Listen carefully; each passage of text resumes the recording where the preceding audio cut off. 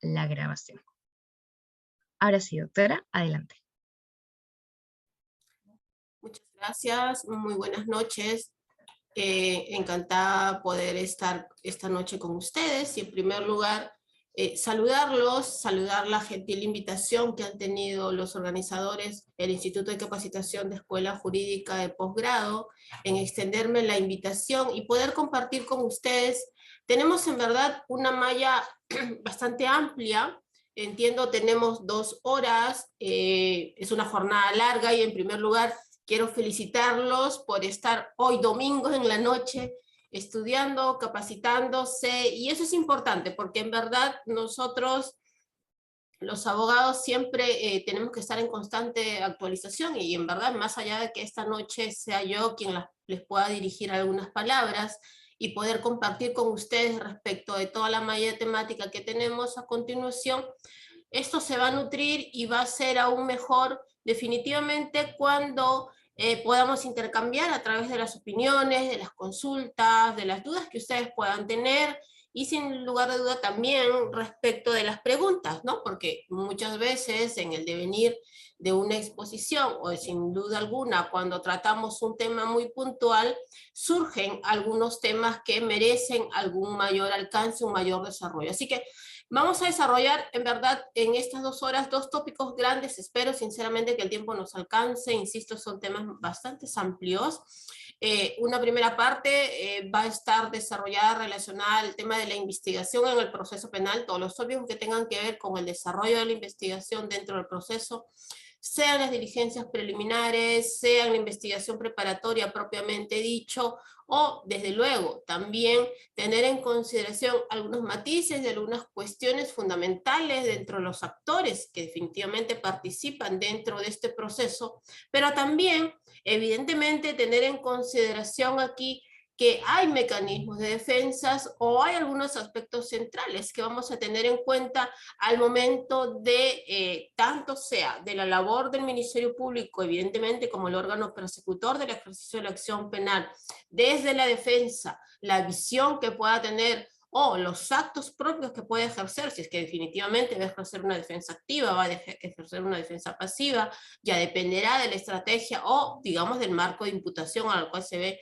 involucrado, en este caso sospechoso, pero luego también hay un tercer personaje, cuando no gravitante dentro de la investigación, dentro del nuevo sistema procesal penal, y me estoy refiriendo al juez, a un juez de garantía, a un juez de control que definitivamente va a tener esa posibilidad, controlar los actos que definitivamente vaya a desarrollar dentro de esta labor de persecución el Ministerio Público.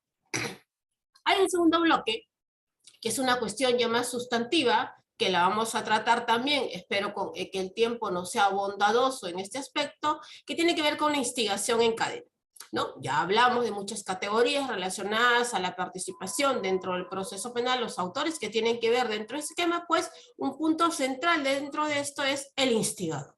¿Quién es el instigador? ¿En qué caso se le es sancionado o no? ¿Cuáles son los factores que sin duda alguna gravitan dentro del esquema que le trae o que revieste el ordenamiento procesal penal para con él? Y las diferencias, evidentemente, con otras cuestiones. Entonces, eso, digamos, esos 2 serían los tópicos que vamos a desarrollar el día de hoy dentro de este esquema de definición de temas que vamos a ver. Y los invito desde ya a partir en el chat que podamos ir intercambiando algunas ideas.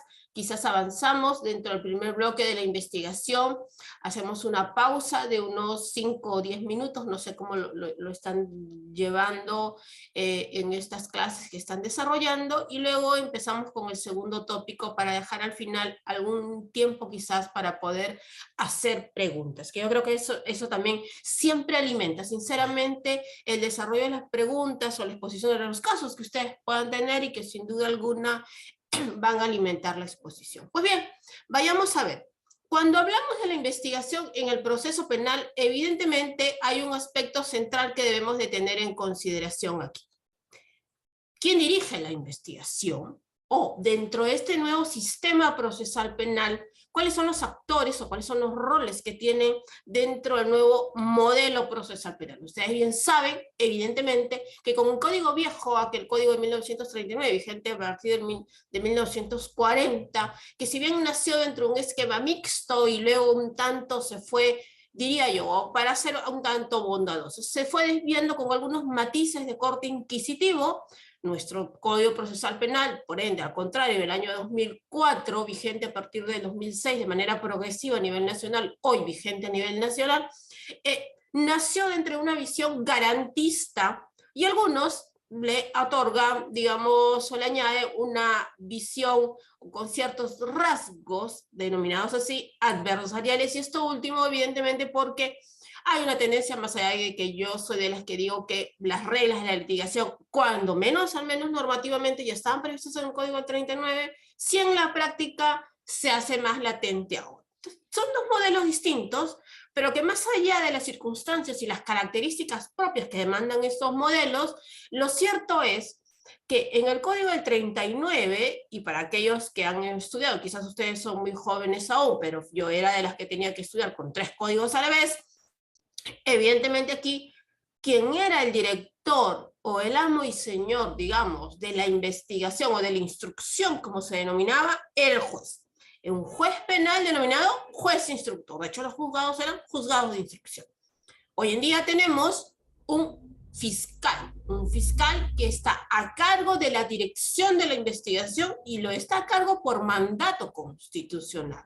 Claro, ustedes me dirán, a ver, ¿cómo es posible que recién con la Constitución, si la Constitución es del año 1993 y el artículo 159.4 ya le encargaba la conducción de la investigación, no sea sino recién con el sistema procesal penal que con el código del año 2004, vigente de 2006, recién se le da esta facultad?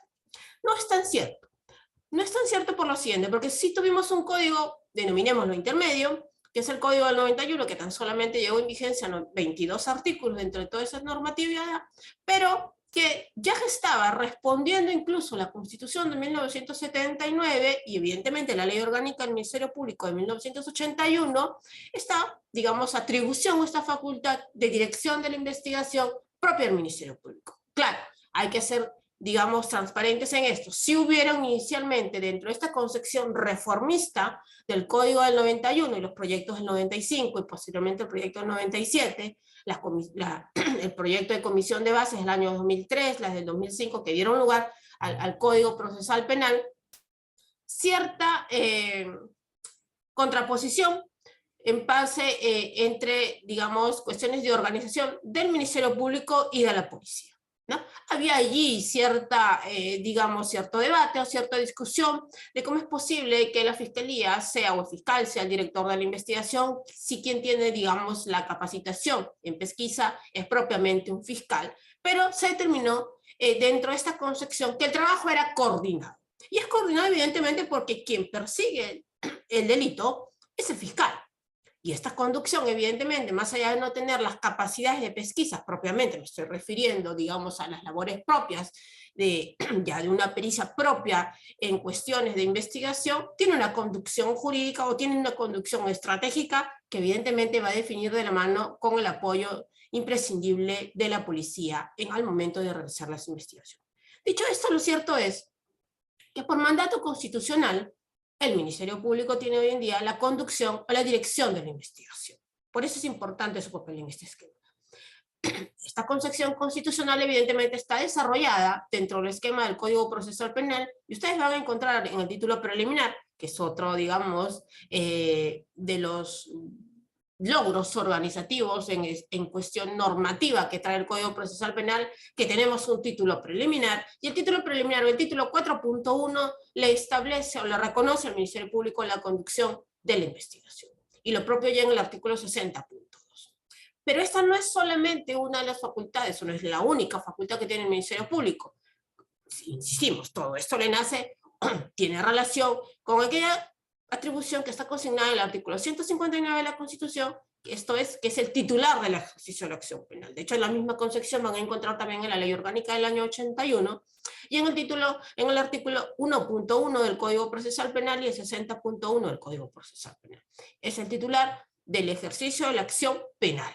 Claro, evidentemente en aquellos delitos de persecución pública. Pero hay un factor adicional, que el fiscal tiene que actuar con un deber de motivación. Esto es muy importante y a mí me gusta resaltarlo siempre, porque ahora en tanto es el Ministerio Público, el director de la investigación, y digamos que es quien tiene la facultad de actuar con criterio de objetividad, evidentemente, pero que conducir la investigación y por tanto desarrolla propiamente los actos de aquel, tiene el deber de motivación. Y claro, ustedes recordan, y tienen presente evidentemente, que el artículo 139.5 de la Constitución habla del deber de motivación, pero de las resoluciones judiciales. Cierto es que ha sido el Tribunal Constitucional en diversas sentencias que ha venido emitiendo, las cuales han establecido y definido que este deber, en tanto el debido proceso, alcanza también a la función fiscal, en este caso el Ministerio Público, entonces el fiscal evidentemente tiene este deber de motivar las disposiciones y los requerimientos que puede emitir en el desarrollo de sus actividades, dentro de un proceso penal, evidentemente. Y esto, desde luego, está consagrado en el Código Procesal del 2004, en los artículos 64.1 y 122.5 del Código Procesal Penal. Esto es muy importante, porque muchas de las actuaciones que, digamos, se ordenan o se definen, o la realización o el desarrollo de los propios actos de investigación dentro de una diligencia preliminar o dentro de una investigación preparatoria, nacen de una disposición. Y claro, si esta disposición no tiene un contenido, una argumentación, una fundamentación que explique, aunque sea mínimamente, la razón por la cual se está ordenando, se está disponiendo determinado acto de investigación, puede generar indefensión. De ahí la necesidad de siempre hacer valer y respetar que el Ministerio Público tiene este deber de motivación también, no solamente por las sentencias del Tribunal Constitucional o el desarrollo jurisprudencial del Tribunal Constitucional, sino de manera necesaria porque es el propio Código Procesal Penal en los artículos 64.1 y 122.5 que ya le ordena actuar de esta manera. Y esto es algo muy importante porque, por demás, es algo que ha estado escaso. De hecho, en la práctica, ustedes deben haberse dado cuenta que resulta aún muy escaso. Y entonces nos toca a los litigantes tener que cuestionar aquellas veces en las cuales no se respetan. Es decir, pudieran ordenarse determinados actos procesales que no necesariamente tienen una fundamentación. ¿Tenemos el derecho a saber la fundamentación? Evidentemente que sí. Lo que no tenemos derecho definitivamente quizás no sea conocer la estrategia del fiscal, porque así como el fiscal tiene una estrategia, la defensa la tiene también, y no necesariamente tiene el deber de fomentarla o de informarla. Pero lo que sí tiene el deber, definitivamente, por mandato incluso normativo, en este caso, es de informar a quien se ve involucrado dentro de esta investigación de las razones mínimas que lo están llevando definitivamente a ordenar determinado acto de investigación.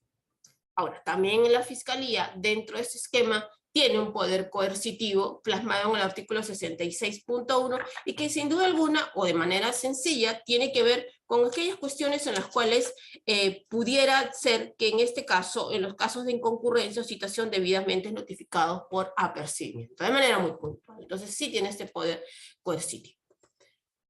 Hay una cuestión que definitivamente dentro de este esquema tendríamos que tener en consideración aquí. Y aquí la cuestión también es muy puntual. Y es puntual, y esto es algo que siempre debemos de tener en consideración, ya que estamos hablando de la investigación propiamente dicha, es que la Fiscalía, dentro de la actuación que tiene el deber de actuar con un criterio de objetividad.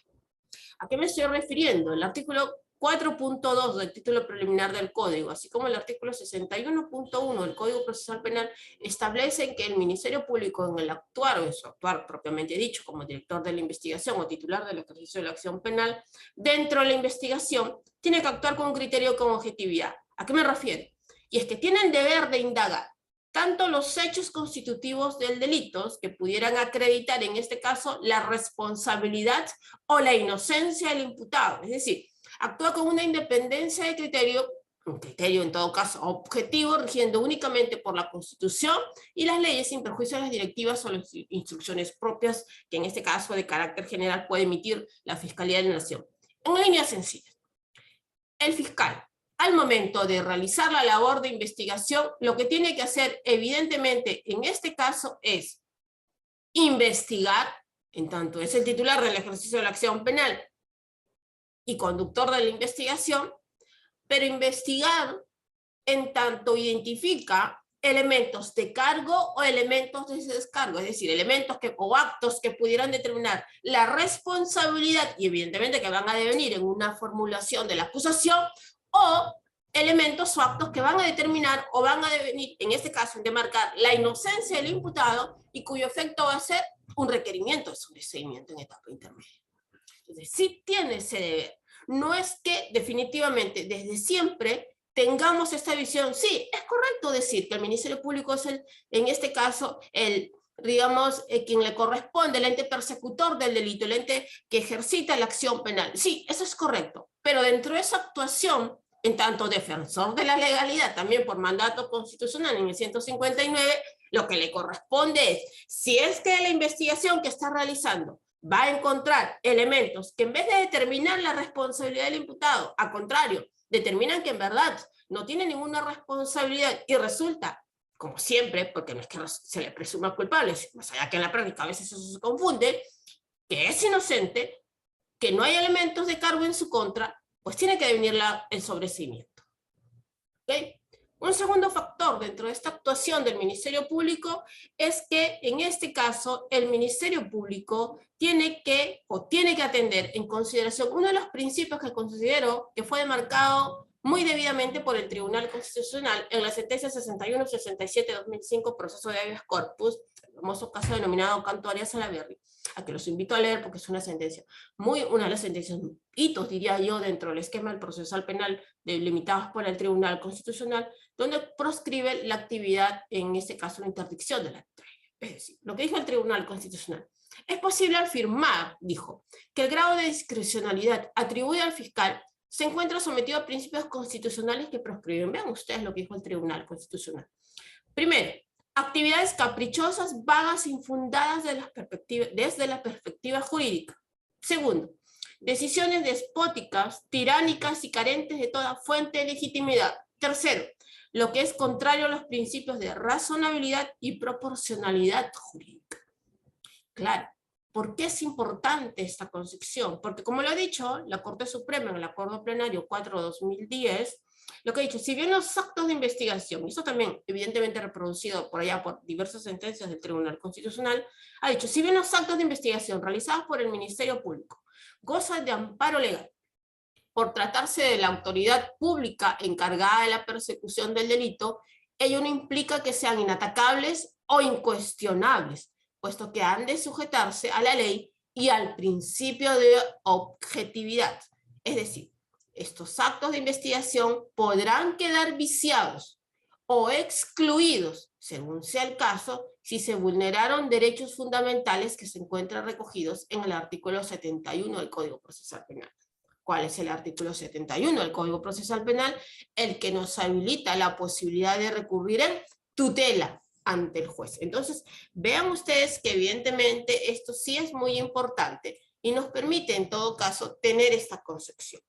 Porque si es que no se cumple ello, desde luego estaríamos, o el fiscal en todo caso, estaría inmerso en que la defensa pudiera recurrir en tutela ante el juez, porque así lo habilita el ordenamiento procesal penal y dentro de algunos de los derechos que están establecidos, o cuando no se respetan, son el de conocer los cargos formulados en su contra, designar en ese caso a la persona a la que debe comunicarse su detención, ser asistido de los actos desde los momentos, en todo caso, y esto siempre es una regla, desde los momentos iniciales de la investigación por un abogado defensor, abstenerse a declarar en todo en parte, salvo que su abogado, en el caso de que su abogado esté presente, que no se emplee en su contra medios coactivos y ser examinado como un médico legista. Pero esos no son los únicos derechos. Ustedes saben muy bien que el título preliminar contiene toda una gama de derechos, más allá de lo que ustedes están viendo en este cuadro, hay toda una gama de derechos plasmados en el título preliminar, pero también dentro del propio cuerpo normativo existen otro catálogo de derechos que definitivamente también tiene que ser respetado. El derecho y los deberes del abogado defensor, el derecho de proveerse de un traductor cuando una persona no comprende el idioma, de realizar declaraciones e interrogatorios con intérpretes, evidentemente cabe esta posibilidad, a que las disposiciones y los requerimientos sean motivados, ya lo vimos anteriormente, a la de legalidad de la prueba, a la no utilización de los medios de prueba que influyen sobre la libertad de autodeterminación del imputado y el derecho a la no utilización de la prueba que vulnere el contenido esencial de los derechos fundamentales, entre otros. Este es el esquema del proceso penal, evidentemente ustedes lo conocen de manera perfecta, y dentro de este esquema, hoy en día nos vamos a delimitar, o nuestra charla va a estar definida a la primera parte, a la investigación preparatoria, aquella parte que se compone de dos subetapas, las diligencias preliminares y la investigación preparatoria formal o la investigación preparatoria, digamos, cuando ya se dispone la conclusión del preliminar, la que ya es puesta a nivel del juzgado. Entonces, veamos. Evidentemente, dentro de esta etapa, una de las primeras cuestiones, y esto es para ya ir, digamos, poniéndole algunos aspectos importantes que puedan tenerse en consideración aquí, y es que hay un debate que vino demarcado por alguna reciente casación, y es que si es que pueden existir una etapa de, digamos, indagación previa. No, así se le ha denominado. Cabe la posibilidad de una etapa de indagación previa. En este caso, la labor del fiscal, como ustedes bien saben, y la dirección inicia con la disposición de realizar diligencias preliminares. De hecho, el código es muy puntual en establecer que cuando se tenga sospecha de la comisión de un hecho, que revise las características de los caracteres del delito, ya sea a través de una denuncia o de una noticia criminal o de una acción popular. Ustedes saben que estos son los mecanismos. Se inician las diligencias preliminares. Y esto es, nos ponemos en ese supuesto. Llega una denuncia, sea escrita o sea oral, hay una noticia criminal, en todo caso, que por lo general son las cuestiones de oficio, o por hoy día domingo, por ejemplo, mientras estamos en esta charla, los programas dominicales definitivamente están informando de distintos factores que dan lugar a que en horas posteriores o mañana se pudieran iniciar algunas investigaciones preliminares, o por factores de acción popular.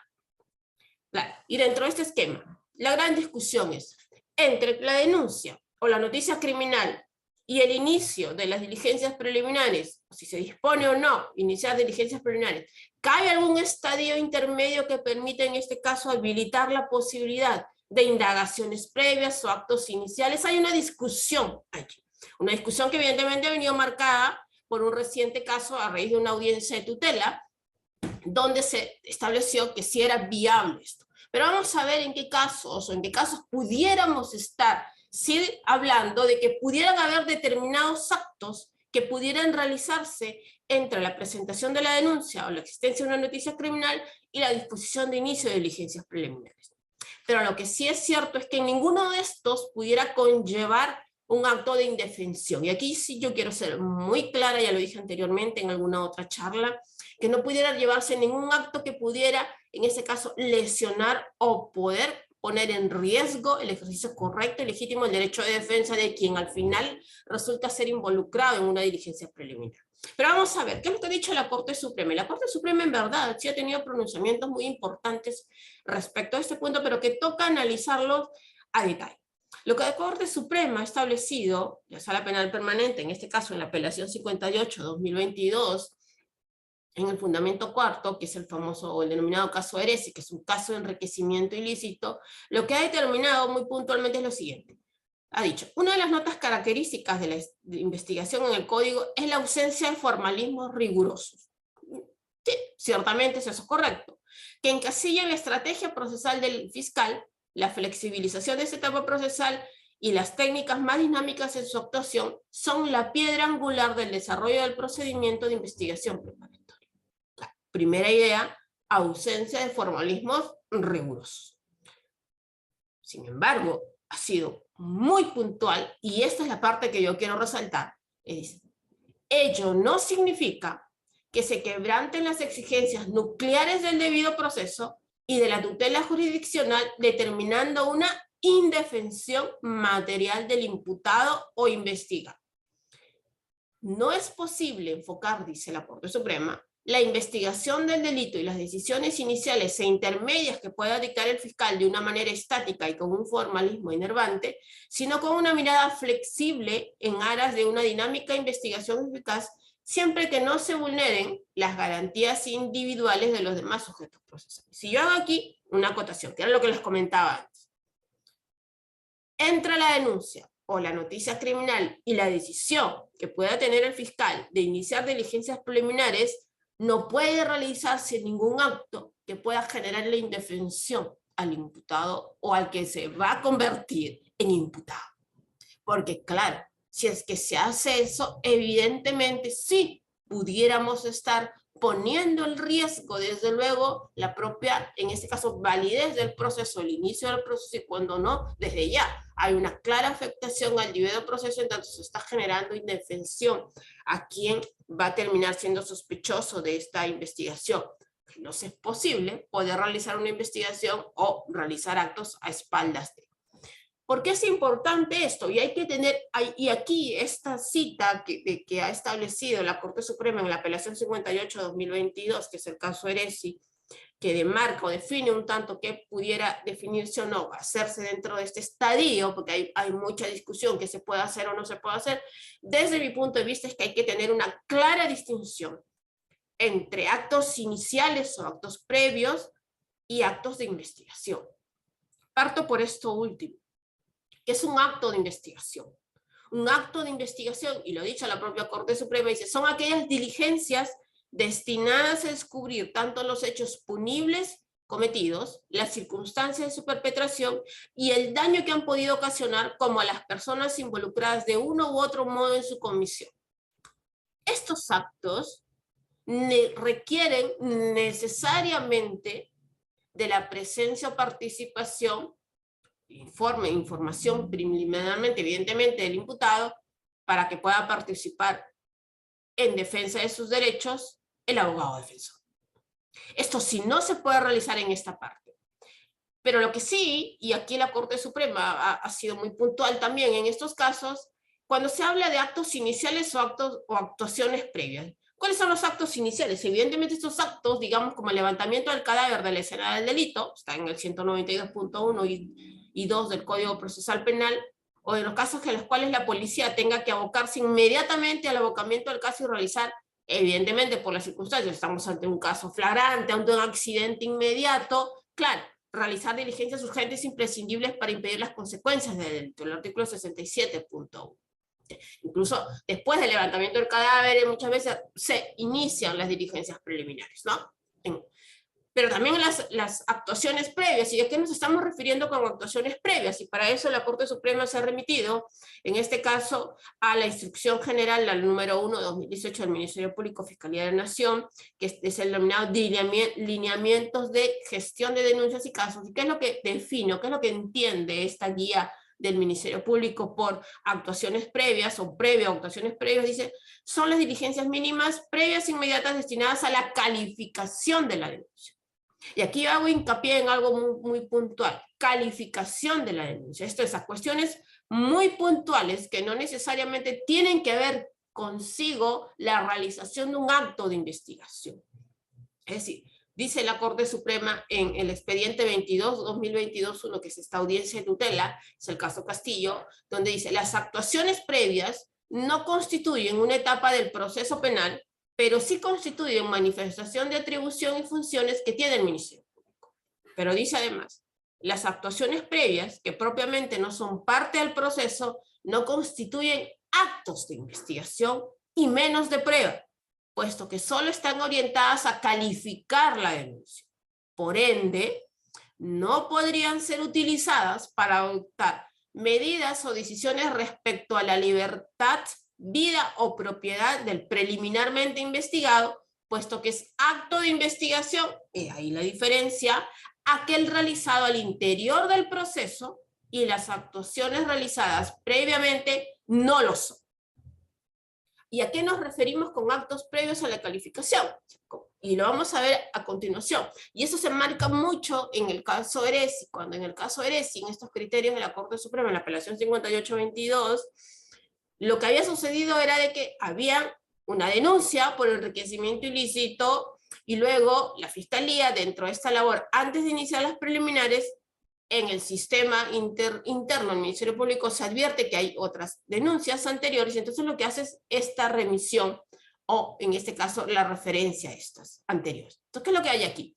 Constatar, dice la Corte Suprema, si existían investigaciones o denuncias contra el denunciado, y luego delimitar el ámbito de los hechos y presuntos delitos que comprendían las atribuciones de la Fiscalía de la Nación, no impidió el ejercicio del derecho alguno del investigado ni limitó sus posibilidades de formular alguna petición alternativa o cuestionamiento directo. Tampoco se quebrantó la legalidad procesal penal, pues no realizó actividad alguna al margen del ordenamiento procesal y fuera de las exigencias de eficacia y garantía de los actos procesales o contra el principio de legalidad de las formas. Lo que ordenó realizar, dijo en este caso la Fiscalía de la Nación, no constituía una actuación procesal atípica, irrazonable o desproporcionada. Claro, era una simple determinación en ese caso de, a ver, en tanto existían, revisar si existían otras denuncias y determinar en este caso que en base a eso el inicio recién de las preliminares. Pero no hubo algún acto distinto a esto, a un acto de investigación. Al contrario, en el caso Castillo, en esta tutela, lo que dice es, la denominada declaración testimonial del señor González no constituye un acto de investigación, sino solo uno de indagación previa a la calificación de la denuncia, esto es, que su obtención solo servía para evaluar si se disponía el inicio o no de la investigación preliminar, para lo cual era necesario contar con una narración detallada y circunstanciada del hecho, y de ser el caso, permitiría conocer el marco de imputación para el que el investigado puede ejercer debidamente su defensa. Dos comentarios sobre este acto que entiendo está en apelación. Hacen referencia a la declaración de un testigo. Lo cierto es que los hechos de este caso surgieron de un reportaje o una entrevista televisiva donde participó este señor y se le toma la declaración entendiéndolo como un denunciante a fin de que aclare los hechos que supuestamente estaba denunciando públicamente. Y en esa declaración no participó el abogado defensor, de quien luego fue comprendido en investigación preliminar. Y ahí lo que hay, evidentemente, hay la remisión a esta guía de alineamientos que estábamos hablando anteriormente, de calificación de las denuncias, entendiéndose que estaba dentro de las potestades de la Fiscalía a fin de poder tener una delimitación del marco fáctico de lo que va a empezar a investigar. La precisión de parte de este denunciante se le entendió de esa manera, por eso es que se le considera de esa manera. No obstante, la denominación de declaración testimonial ya dice mucho en esto, porque desde mi punto de vista pudiera conllevar desde ya que se estaría realizando un acto de investigación, evidentemente en contra de los intereses, o en este caso de los derechos que se veía involucrados. Entonces, sí hay que tener en consideración este aspecto. Ojo, quiero dejar en claro aquí, es cierto, no toda denuncia, y esto yo siempre lo reclamo, no toda denuncia debiera de ingresar al sistema de justicia penal.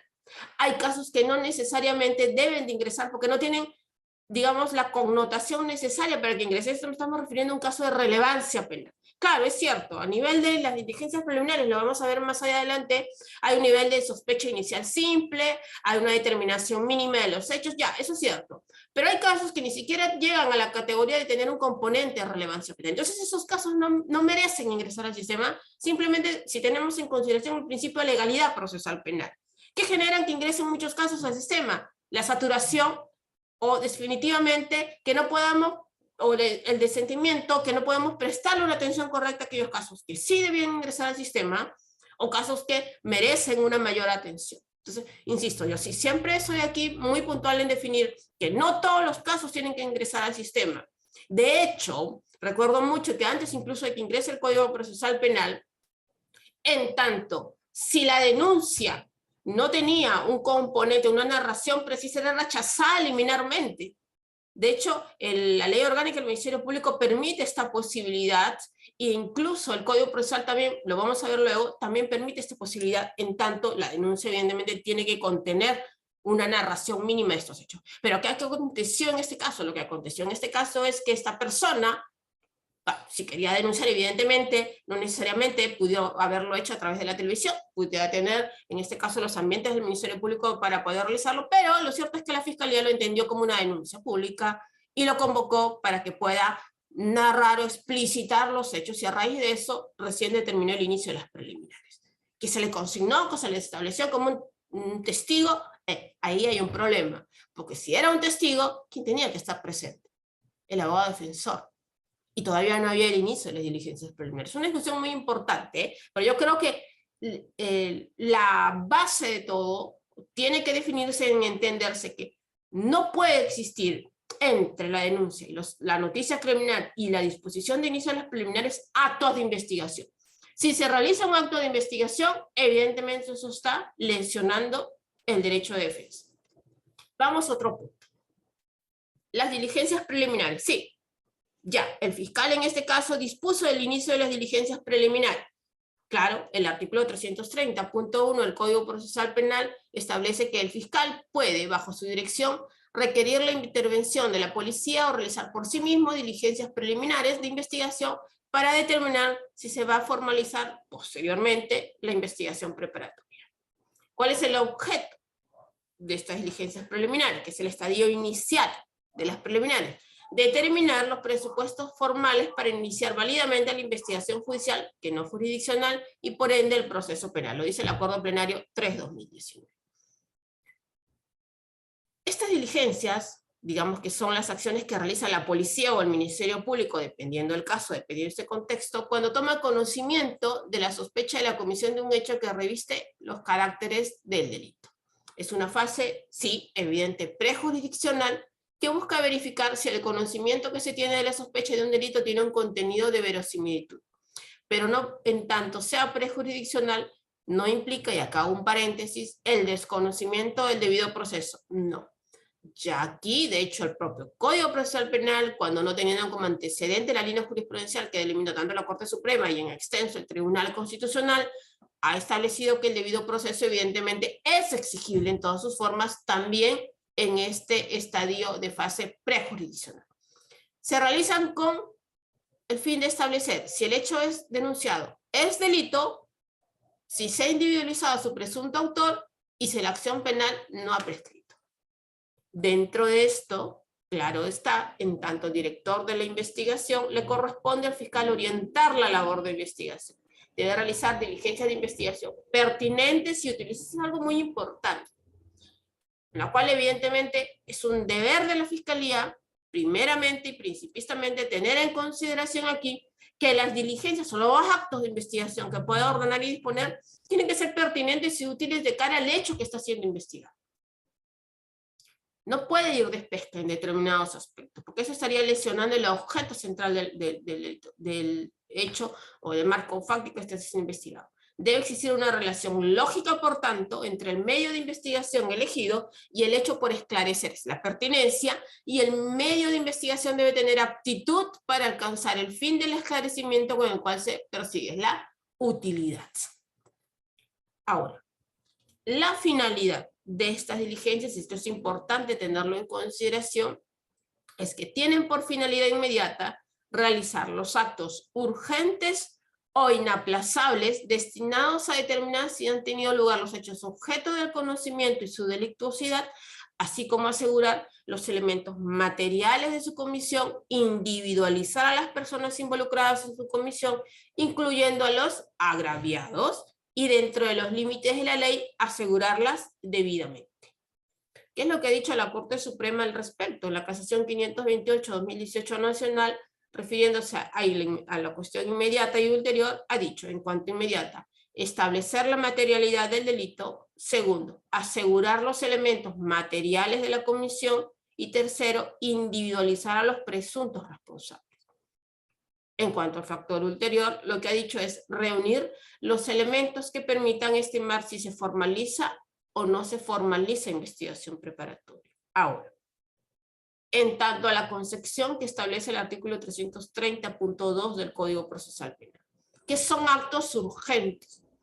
Lo que ha dicho la Corte Suprema es que debe tratarse de una actuación que debe realizarse de modo apremiante o prontamente. El levantamiento de un cadáver, por ejemplo. ¿Qué son actos inaplazables? Son las que denotan o lo que no se puede postergar o diferir. Debe hacerse ya, pues su no actuación inmediata genera el riesgo de que esa diligencia pueda perderse o que no se consiga el efecto deseado. Por ejemplo, la declaración de la víctima de un accidente de tránsito que está, digamos, que pudiera aún declarar o no, o posterior a una operación que quizás no se sabe cómo pueda devenir en este caso su estado de salud. Sí hay cuestiones básicas que tienen que tenerse mucho.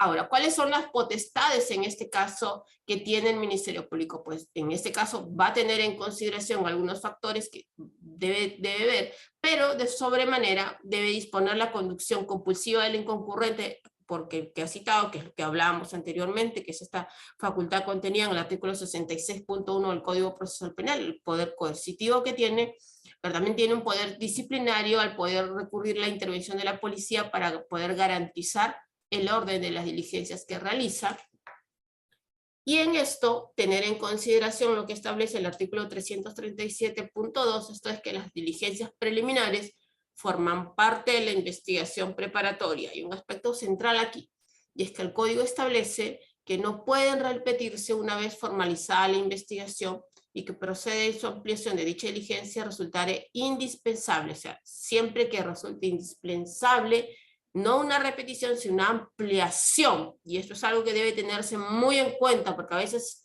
dentro de las preliminares necesita un determinado testigo, ya formalizado, se le vuelve a citar sin ningún motivo que justifique la ampliación de una nueva citación.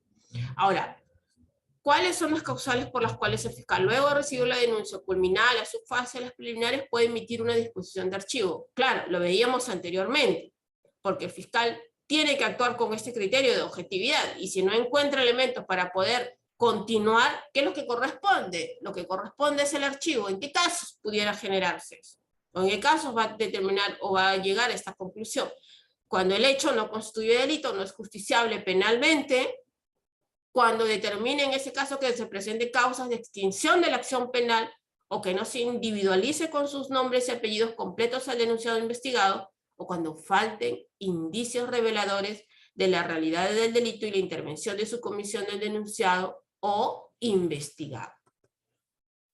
Hay un factor aquí importante a tener en cuenta, el tema del secreto de las diligencias preliminares. Sí, evidentemente, es una potestad del fiscal poder determinar que determinados actos o las diligencias preliminares en sí puedan estar revestidas por el secreto de las preliminares, es decir, con lo cual el imputado y su defensor podrán tomar conocimiento de las diligencias practicadas por la policía y tendrán acceso a las investigaciones realizadas. El fiscal podrá decretar, de ser el caso, el secreto de las investigaciones por un plazo prudencial, y esto es algo muy puntual, que necesariamente cesará antes de la culminación de la misma. Claro, porque ¿qué sucedería caso en contrario? Que todas las diligencias preliminares serían secretas. ¿Cuál es el problema con eso? ¿Y cómo me defiendo? ¿Y cómo defiendo entonces? ¿Y cómo conozco que se está actuando? Entonces entenderán que no solamente tiene que haber un motivo y una causa fundada que pueda determinar que se va, en este caso, a disponer el secreto de las diligencias preliminares, sino que por demás, esta justificación tiene que estar también debidamente exigible para la duración, que tiene que ser prudencial, de la determinación del secreto de las preliminares. ¿Qué es lo que ha dicho la Sala Penal de Apelaciones de la Corte Superior del Colegiado A puntualmente en una resolución importante, en este caso el 25/2017-9? Lo que ha dicho es, ha definido 3 factores. Por tratarse de una facultad discrecional, rige el principio de la excepcionalidad. Cuando opte por decretar el secreto de las diligencias preliminares, excepcionalmente. Segundo, solo debe decretarse cuando se investiguen delitos graves y exista la necesidad de evitar que se perturbe el normal desarrollo y el éxito de las investigaciones. Y tercero, una vez que haya culminado el secreto de las preliminares, debe comunicarse de inmediato a los investigados, haciéndolo conocer los cargos que se formulan, en este caso, permitirles el acceso a la carpeta fiscal y a la obtención de las copias para que puedan ejercer el derecho de defensa. Entonces, sí es importante tener en consideración esto, porque si no, pudiéramos estar lesionando el correcto desarrollo y cumplimiento, no solo del derecho de defensa, que digamos es un derecho transversal, lo dice el artículo 139.14 de la Constitución, es un derecho que se hace valer en cualquier estadio del proceso, sino un componente esencial desde ya del debido proceso. Por eso, con el plazo de las diligencias preliminares. Lo dicho la Corte Suprema es que en el cómputo del plazo de las preliminares se inician a partir de la fecha en que el fiscal tiene conocimiento del hecho punible, es una cuestión muy importante, y que el cómputo del plazo se da por días naturales y no por días hábiles. Ya la Corte Suprema, en varias sentencias, ha definido que más o menos el plazo de las diligencias preliminares en los procesos simples es de 120 días máximos, en los complejos 8 meses máximos, y en los casos de criminalidad organizada, recibidos por la ley 30.077, 36 meses máximo. Y aquí yo tengo una acotación, menos en los casos de criminalidad organizada. Si la finalidad de las diligencias preliminares es realizar actos urgentes o inaplazables, ¿cómo se justifica en un plazo de 36 meses?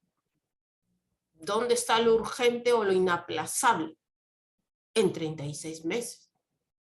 ¿Será que aquí, en los casos de organización criminal, la finalidad se distorsiona o va en contra? Sí, es cierto. De hecho, la extensión del plazo, si bien ha sido a través de este desarrollo porque es jurisprudencial, lo cierto es que aquí la naturaleza o la finalidad de las preliminares, que tiene por propósito actuar o realizar actos urgentes inaplazables, un tanto se estaría desbordando completamente, más allá de la discusión de si es un plazo razonable, si es un plazo proporcional o no. Ese es otro debate, absolutamente otro debate, que quizás nos concentraremos en alguna otra clase, pero sí creo que evidentemente se desborda o se desnaturaliza la finalidad, en este caso de las preliminares concebidas para actos urgentes e inaplazables, porque actuarlas dentro de 30 meses, 36 meses, que hay de urgente o inaplazable en ese punto. Las inspecciones preliminares. Vamos avanzando antes de que el tiempo nos coma, ya vamos casi por la primera hora. Dice, el fiscal, al tener conocimiento de un delito en el ejercicio público de la acción penal, podrá constituirse inmediatamente en el lugar de los hechos con el personal y medios especializados necesarios y efectuar un examen con la finalidad de establecer la realidad de los hechos y, en su caso, impedir que el delito produzca consecuencias ulteriores o que se altere la escena del delito. El artículo 330.3. Y uno de los ejemplos, digamos, más puntuales sobre este punto es el tema del levantamiento de cadáver, ¿no? Pues se examinan las huellas materiales, se pone el término de las consecuencias ulteriores del delito y evita la alteración de la escena del delito, es el lugar donde se ha producido el hecho, digamos, punible, que será materia de investigación, que comprende vestigios y rasgos materiales. Claro, dentro de ese esquema es evidentemente necesaria la intervención y el apoyo que realiza el fiscal, la policía, ¿no? Previamente la policía procedió con la delimitación, el aislamiento y la protección de la escena del delito. Esto va a recogida de la custodia, ¿no?, del objeto material del delito o instrumento a través del cual se ha cometido la acción delictuosa, y las piezas de convicción o elementos que contribuyan a la prueba del hecho punible y la participación de su autor. 2 puntos sobre este tema. En primer lugar, el tema de la cadena de custodia. No vamos a entrar a detalle en este tema, si bien es muy importante, porque evidentemente es uno de los temas centrales y merecería todo un tratamiento en extenso hablar de la cadena de custodia, que al final pudiera devenir en un tema de cómo ver la exclusión de determinados actos que van a venir como un acto de exclusión de prueba cuando se rompe o se quiebra el tema de la cadena de custodia. Uno tiene que ser muy pulcro ahí en la identificación, desde la fuente de esto hasta toda la secuencia que tiene que ver para darle legitimidad o no a este acto. En caso contrario, si es que hay un quiebre o hay una vulneración, esta pudiera devenir al final en una petición de exclusión y por ende de no utilización al momento de los debates correspondientes. En cuanto al tema de las inspecciones preliminares, hay otra discusión que ya la Corte Suprema un tanto la ha zanjado, que ha tenido que ver con esta discusión de que si en determinados actos urgentes o no, como el tema del levantamiento de cadáveres, por ejemplo, pudieran ser realizados solamente por la policía y sin intervención del fiscal. Y claro, la Corte, hay dos pronunciamientos, yo recuerdo mucho uno de Junín y que ya luego fue reparado por la casación Cusco, que determinó que inicialmente la Corte Suprema lo que determinó en el año 2015 era que en esos casos en los cuales no había podido intervenir la policía, pues merecían la exclusión y no tomarse en consideración para los debates propios ya al momento, incluso como prueba para dentro del juicio oral al momento de emitir la sentencia. A posterior ya la Corte Suprema en esta casación Cusco, si mal no recuerdo, lo que determinó era, un momento, si bien pueden haber vicios, lo cierto es que en determinados actos, dijo, urgentes, evidentemente la policía coadyuva en la labor del Ministerio Público en la actuación como son el levantamiento de cadáveres. Y el fiscal puede delegar ciertas actuaciones puntuales como estas, excepcionalmente en determinados supuestos, y ese era uno de ellos.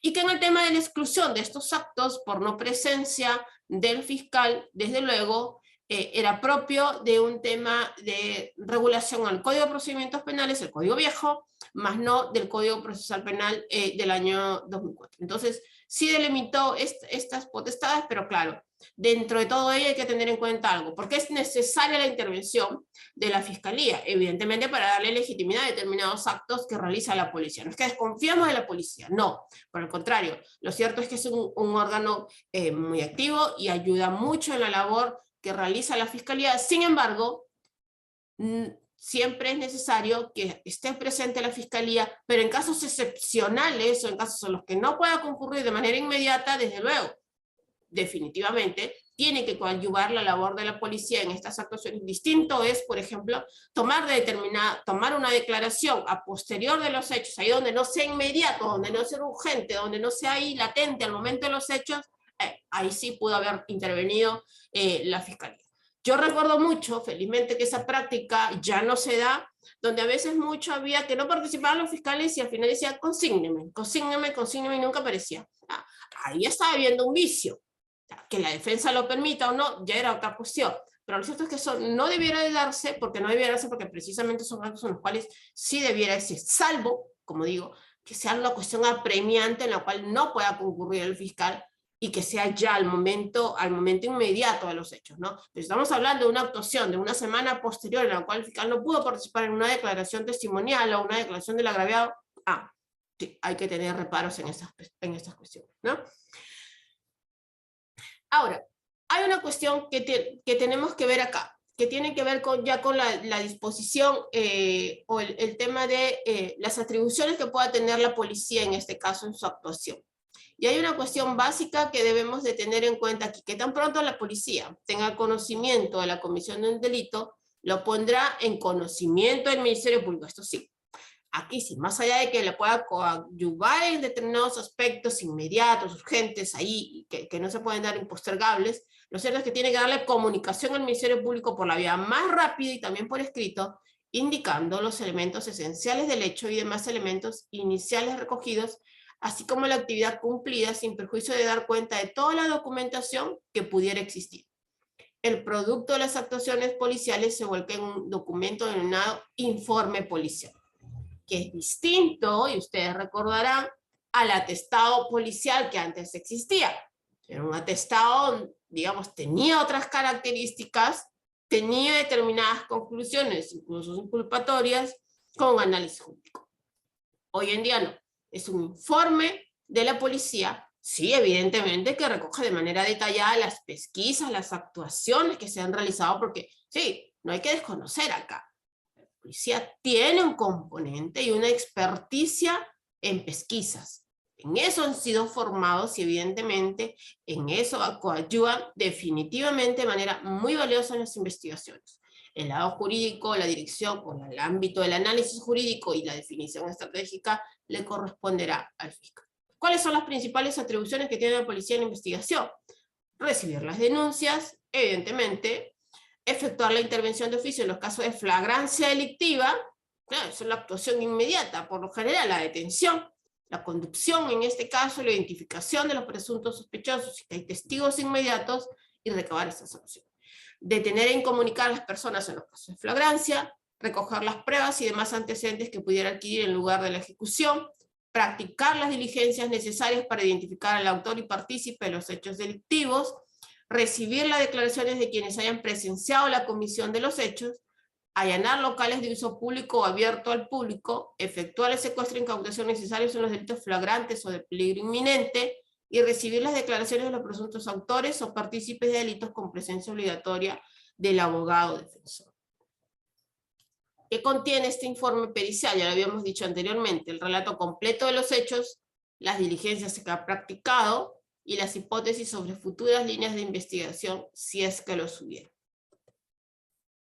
Ya entramos un tanto, en este caso, a la disposición de archivo.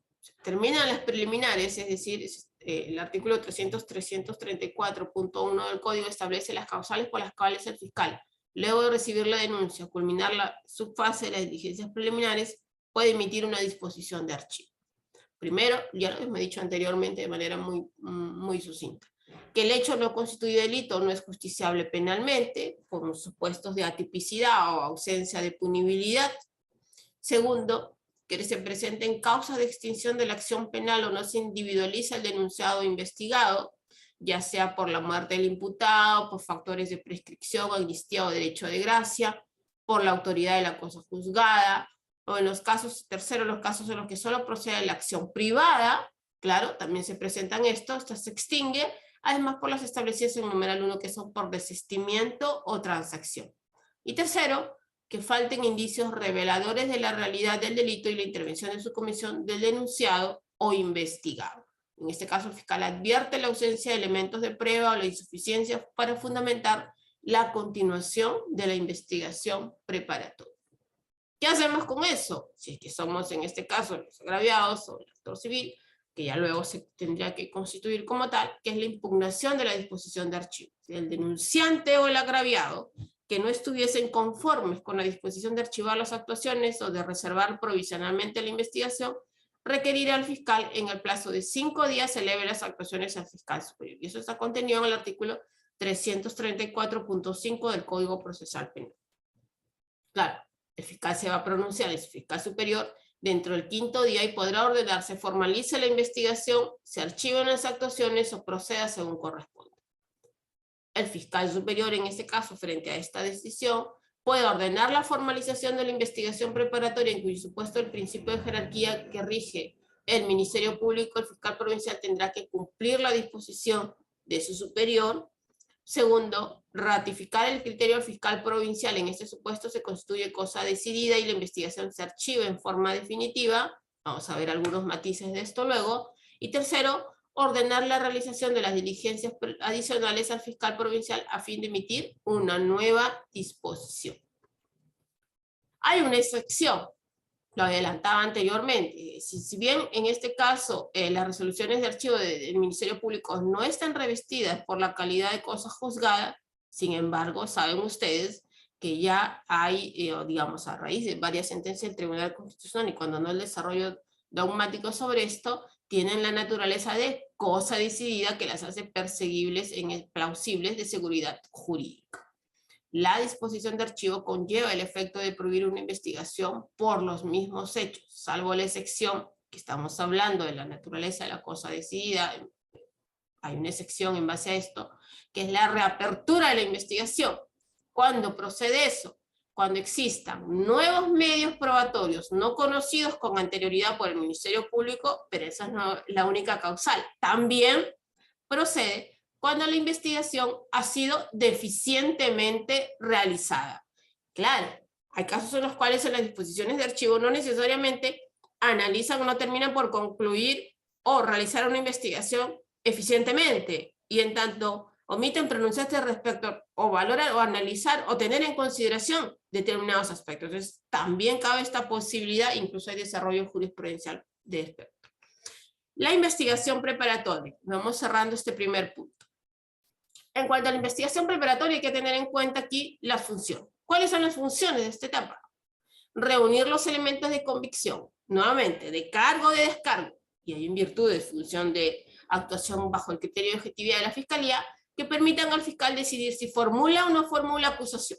Segundo, disponer las medidas de aseguramiento de las fuentes de prueba de carácter material, los vestigios o elementos materiales. Tercero, adoptar las medidas limitativas de derechos para garantizar los fines del proceso. ¿Cuál es la finalidad de esta subetapa? Determinar si la conducta incriminada es delictuosa. Determinar además las circunstancias o los móviles de la perpetración, la identidad del autor o partícipe y de la víctima, así como de la existencia del daño causado. Ahora, los plazos. Los plazos, en los casos simples, 120 días más 60 días de prórroga. En los casos complejos, 8 meses más 8 meses de prórroga. Y en el caso de organización criminal, 36 meses. Con lo cual, ya es evidentemente aquí un exceso. Los plazos para emitir la decisión, en los casos de una vez concluidas, simples, 15 días. En los procesos complejos de criminalidad organizada, 30 días. ¿Cuáles son las facultades, en este caso, del juez de la investigación preparatoria? Es decir, ya desde el momento en el cual el fiscal decide formalizar la investigación y poner en conocimiento, porque tiene que ponerle en conocimiento, en este caso, del juez de la investigación preparatoria, la existencia de este caso, pues hay determinadas situaciones que varían. La primera es que ya el fiscal de por sí no puede decretar el sobreseimiento, sino que este le corresponde una autorización, o en este caso la decisión final, al juez. Pero veamos, ¿cuáles facultades son las que tiene el juez? Autoriza la constitución de las partes. Segundo, pronunciarse sobre las medidas limitativas de derechos que requiere de orden judicial y cuando correspondan las medidas de protección. Tercero, resolver excepciones, cuestiones previas y prejudiciales. Cuarto, realizar los actos de prueba anticipada. Y quinto, controlar el cumplimiento del plazo en las condiciones fijadas en el código. Ahora, hay presupuestos materiales y hay presupuestos y formalidades estrictas que tienen que tenerse en consideración en la disposición de formalización de investigación preparatoria. Más allá del deber, como hablábamos al inicio, que tiene el fiscal, en este caso, de motivar las disposiciones conforme al artículo 122.5 del Código Procesal Penal. ¿Qué es lo que dice el 336 del Código? Lo que dice son presupuestos materiales, primero, que se tiene que definir fundadamente, no extenso como se requiere para una acusación menos para una sentencia, pero sí fundadamente.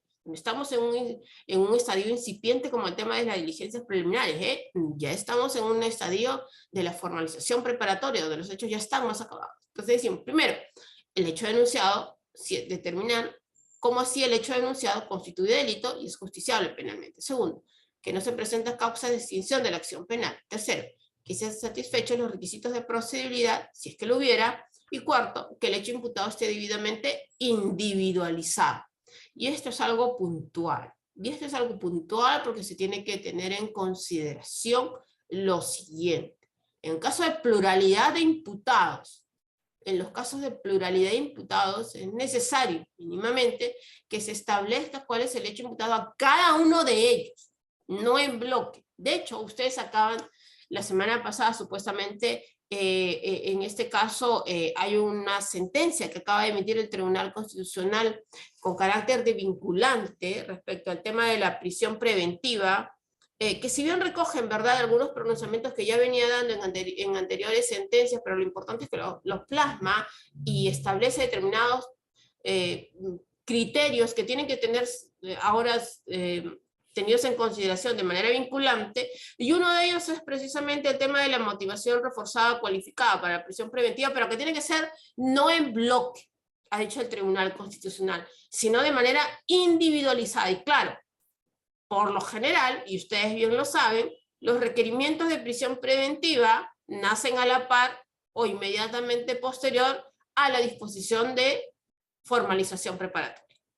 Y entonces, claro, una alimenta a la otra y por tanto es necesario que al menos la motivación en la disposición de formalización esté debidamente individualizada. Desde luego, ya en el requerimiento de prisión preventiva esta motivación será aún mayor, y ya lo ha dicho el Tribunal Constitucional. ¿Cuáles son las formalidades estrictas? Nombre completo del imputado, hecho y tipificación específica, nombre del agraviado, si es que fuera posible, y las diligencias que tienen que actuarse, o los actos de investigación. ¿No? Vamos a pasar a esto. ¿Cuáles son estos efectos que tiene la disposición de investigación preparatoria? La formalización de la investigación suspenderá incluso la prescripción de la acción penal. Asimismo, el fiscal perderá la facultad de archivar la investigación en su intervención, que era lo que ya hablábamos anteriormente.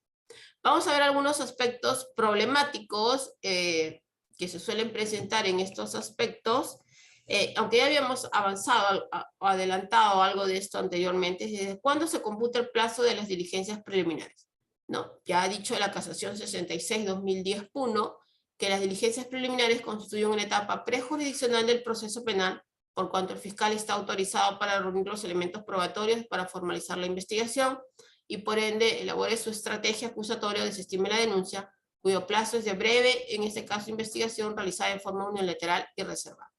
El cómputo del plazo se inicia a partir de la fecha en que el fiscal tiene conocimiento del hecho punible y no desde la comunicación de la causal.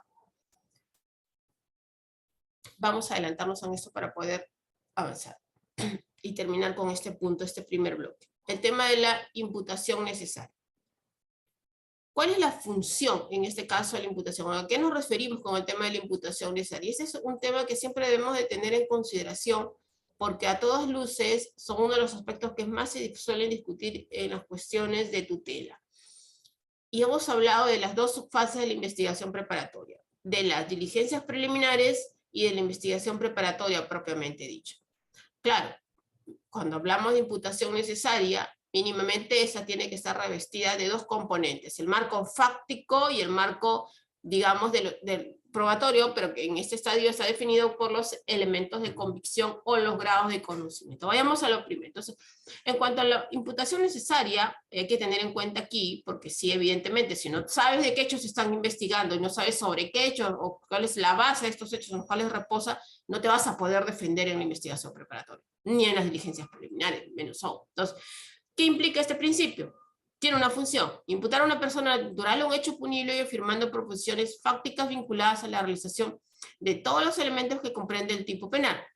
Esta imputación tiene que estar relacionada a las circunstancias de modo, tiempo y lugar que ubiquen en el mundo de los hechos temporal y espacialmente, y describir el hecho, en este caso la especificidad, la modalidad de la conducta, o ante la pluralidad de imputaciones, lo decíamos anteriormente, precisar cada uno de los componentes. Imputación individualizada. ¿Cuál es la importancia de esto? Porque es importante siempre exigir el cumplimiento de este principio, porque permite la vinculación entre un hecho, el objeto de la norma, y una persona, el sujeto de la norma, realizada sobre la base de una norma. Segundo, que la calificación jurídica adecuada condiciona un efectivo contradictorio para el ejercicio del derecho de defensa. Y aquí hay que tener en consideración el principio de progresividad. ¿Por qué? Porque evidentemente, como es una secuencia de actos, lo hemos visto, el desarrollo del proceso nace con la denuncia, la noticia criminal o por acción popular, y luego pasamos al tema de las diligencias preliminares, la investigación preparatoria, la etapa intermedia, el juzgamiento y la sentencia. Evidentemente hay una progresión de actos o incluso de conocimiento respecto a estos hechos. Por eso he dicho, en este caso la línea jurisprudencial nacional, que el respeto del principio y el derecho a contar con una imputación necesaria debe ser verificado de acuerdo al avance del proceso penal, principio de progresividad. ¿Qué es lo que ha dicho la Corte Suprema? Lo que la Corte Suprema ha dicho, que es el desarrollo de la acción penal durante el procedimiento penal atraviesa varias fases, y en cada una de ellas las exigencias son mayores, unificadas bajo el concepto muy difuso de prueba simple. En la fase preliminar del proceso, en el que las exigencias de la imputación son mínimas, se puede exigir un nivel de narración mínimo también sobre la presunta vinculación del investigado a la configuración de alguno o de todos los delitos que podrían haberse cometido. Y entonces, ¿cómo se maneja? Digamos, ¿cuál es el nivel de exigencia en base al principio de progresividad que se requiere para la imputación necesaria? Pues en las diligencias preliminares, en base al principio de progresividad en la imputación de las diligencias preliminares, solo se requiere un grado de sospecha simple, y que en el caso progresivamente se haya ido completando los hechos con otras disposiciones fiscales. Pero además, el Acuerdo Plenario 2/2012, la Corte Suprema lo que estableció es que la imputación fáctica conforme al estado incipiente de la investigación y la finalidad de las diligencias preliminares no requiere una exhaustividad o minuciosidad en su formulación, pero sí una descripción mínima. En cuanto a la investigación preparatoria en la casación 814-2015 Junín, lo que la Corte Suprema ha dicho que es como correlato del conocimiento de los cargos, requiere inexorablemente que los hechos en materia de imputación en la sede de investigación preparatoria tengan un mínimo nivel de detalle que permita al imputado conocer el suceso histórico que se le atribuye. Y en cuanto al estándar de sospecha, aquí ya este gráfico es bastante conocido porque lo está establecido en la sentencia plenaria 1/2017 y en el acuerdo plenario 1/2019 emitidos por la Corte Suprema, ha establecido acá que en las disposiciones de diligencias preliminares, evidentemente el grado de sospecha es inicial o simple. En el tema de la formalización de la investigación preparatoria, ya es una sospecha reveladora. En el tema de sospecha suficiente, en este caso es propio de un requerimiento acusatorio y el auto de enjuiciamiento. La sospecha será fuerte o vehemente en el caso de la prisión preventiva. Y ahí hay una dicotomía, ¿no? Porque el tema, por lo general, la prisión preventiva se da a la par o a posterior de la disposición de formalización. Bueno, y en el tema de la certeza, es propiamente, evidentemente, un componente de la sentencia condenatoria. Entonces, sí son aspectos que debemos de tener en consideración y porque se tienen en consideración aquí de cara precisamente a poder determinarse cuándo o cuáles son los niveles de exigencia que se tienen que tener en consideración para que pueda determinarse o orientarse de una manera más concreta aquí los actos que realiza el Ministerio Público. Entonces, sí vemos acá, y con eso termino esta primera parte, para que puedan tenerse en consideración algunos aspectos que debieran de ser tomados en cuenta de cara a poder precisamente que la investigación preparatoria, propiamente dicha, o las diligencias preliminares no se desarrollen sin inconvenientes. Entonces, terminamos esta primera parte. ¿Les parece si tenemos 5 minutos de break? De paso, ya nos preparamos para el segundo bloque y así poder terminar. Veo que me queda ya muy poco tiempo y estamos con el tiempo ajustado para poder terminar la segunda parte que ya venimos con instigación en cadena. Ok, doctora, muchas gracias. Vamos a dar estos 5 minutos de break, estimados participantes. Recuerden hacer sus preguntas por el chat y estas van a ser respondidas al finalizar la sesión. Son 5 minutos de break, recuerden. Gracias.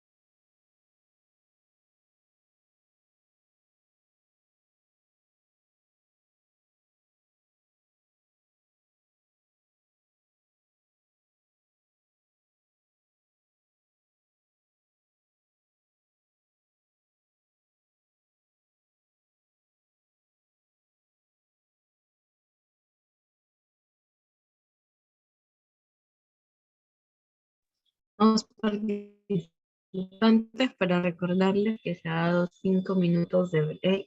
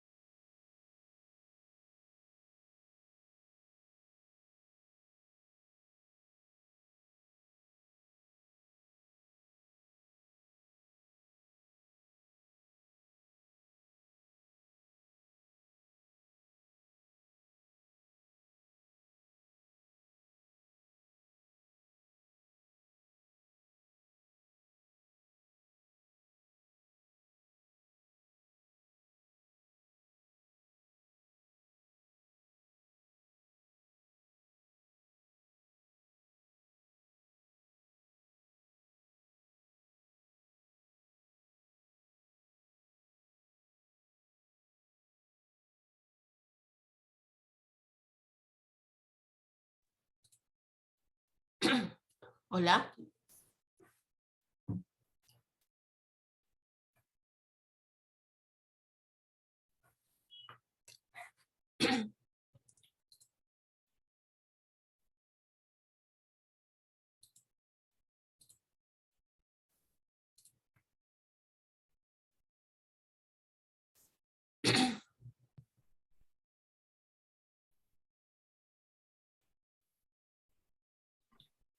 Bien, doctora, ¿usted me indica si las preguntas se van a responder al final o prefiere responderlas en estos momentos, doctora? Hay una pregunta en el chat. Parece, prefiero en estos 15, 20 minutos hablar de la instigación en cadena, que es el último de los temas, y luego quedo materia dispuesta para las preguntas que pudieran existir. Ok, doctora, entonces continuamos. Perfecto.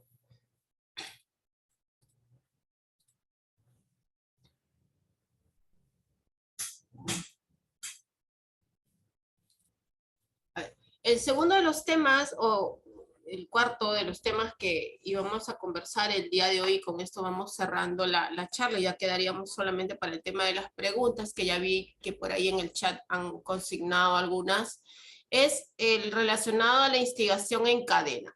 Y este es un tema muy recurrente en el caso de las imputaciones o los procesos relacionados a corrupción de funcionarios, ¿no? Sí, claro, suelen presentarse y es un aspecto que evidentemente debiéramos de tener en consideración de sobremanera. ¿A qué nos estamos refiriendo? ¿Cuáles son puntos centrales o los puntos básicos de cara a poderlo tener en consideración aquí? Y para ello vamos a tener en cuenta, ¿a qué nos estamos refiriendo cuando hablamos de instigación? ¿No? Y claro, cuando estamos hablando de instigación, aquí hay que tener en cuenta es que esta es una institución distinta a la autoría y a la coautoría regulada en el artículo 24 del Código Penal, ¿no? ¿Por qué?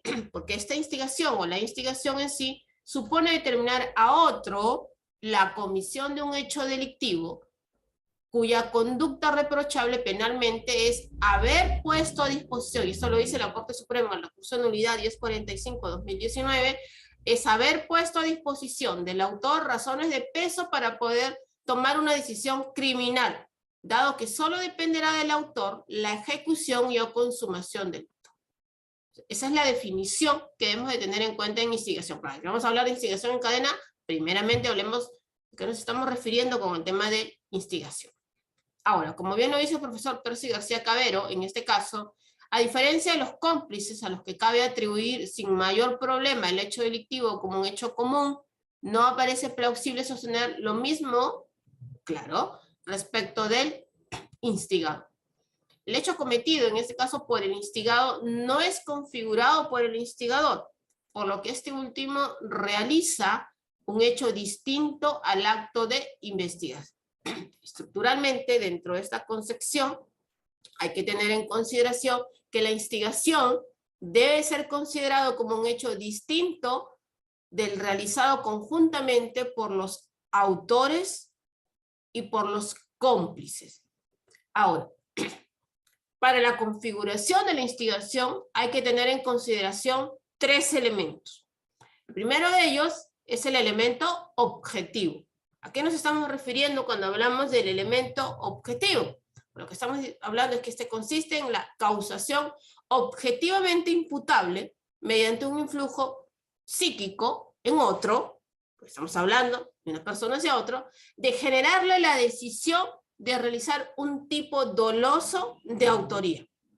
El instigador es un componente que hay que tener en consideración, lo ha dicho la Corte Suprema en la Casación 1626-2018 San Martín, que el instigador debe haber aumentado el riesgo al bien jurídico protegido, generando en el instigado la voluntad criminal de realizar el hecho punible. Ahora, hay que tener en cuenta aquí lo siguiente, que la instigación debe de estar dirigida a alguien en concreto, por lo que no es posible admitir un supuesto de instigación en masa. Es algo muy básico que debemos de tener en consideración, lo dice el profesor García Cavero.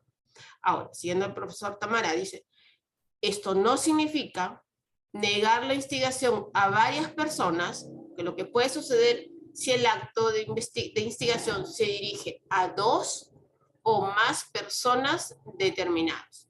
Ahora, si bien en este caso lo usual es que el acto de instigación sea de carácter explícito, concreto, directo, puntual, es posible también que tenga lugar mediante una forma de conducta que exprese concluyentemente la determinación a otro a cometer un delito. Entonces, cuando se presenten estos factores que viéramos, digamos, para la configuración de este primer elemento, que es el elemento objetivo, evidentemente entonces estamos hablando ya del primer punto en el tema de la instigación. ¿Cuál es el segundo?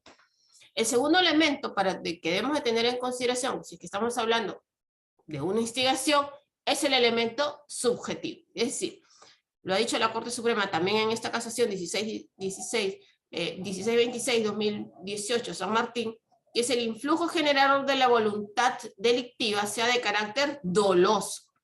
La inducción, y esto es algo que debemos de tenerlo en consideración, implica necesariamente que el instigador tenga plena conciencia del hecho en el cual participa, que tiene que ser necesariamente dolosa. Ahora, dentro de esto el instigador no tiene que conocer todas las particularidades del hecho principal, basta que representen sus rasgos esenciales. El dolo, en este caso del instigador, requiere la referencia a un hecho concreto, que no puede ser, en este caso, una orden, no puede tratarse de una orden que sea ambigua, que sea gaseosa.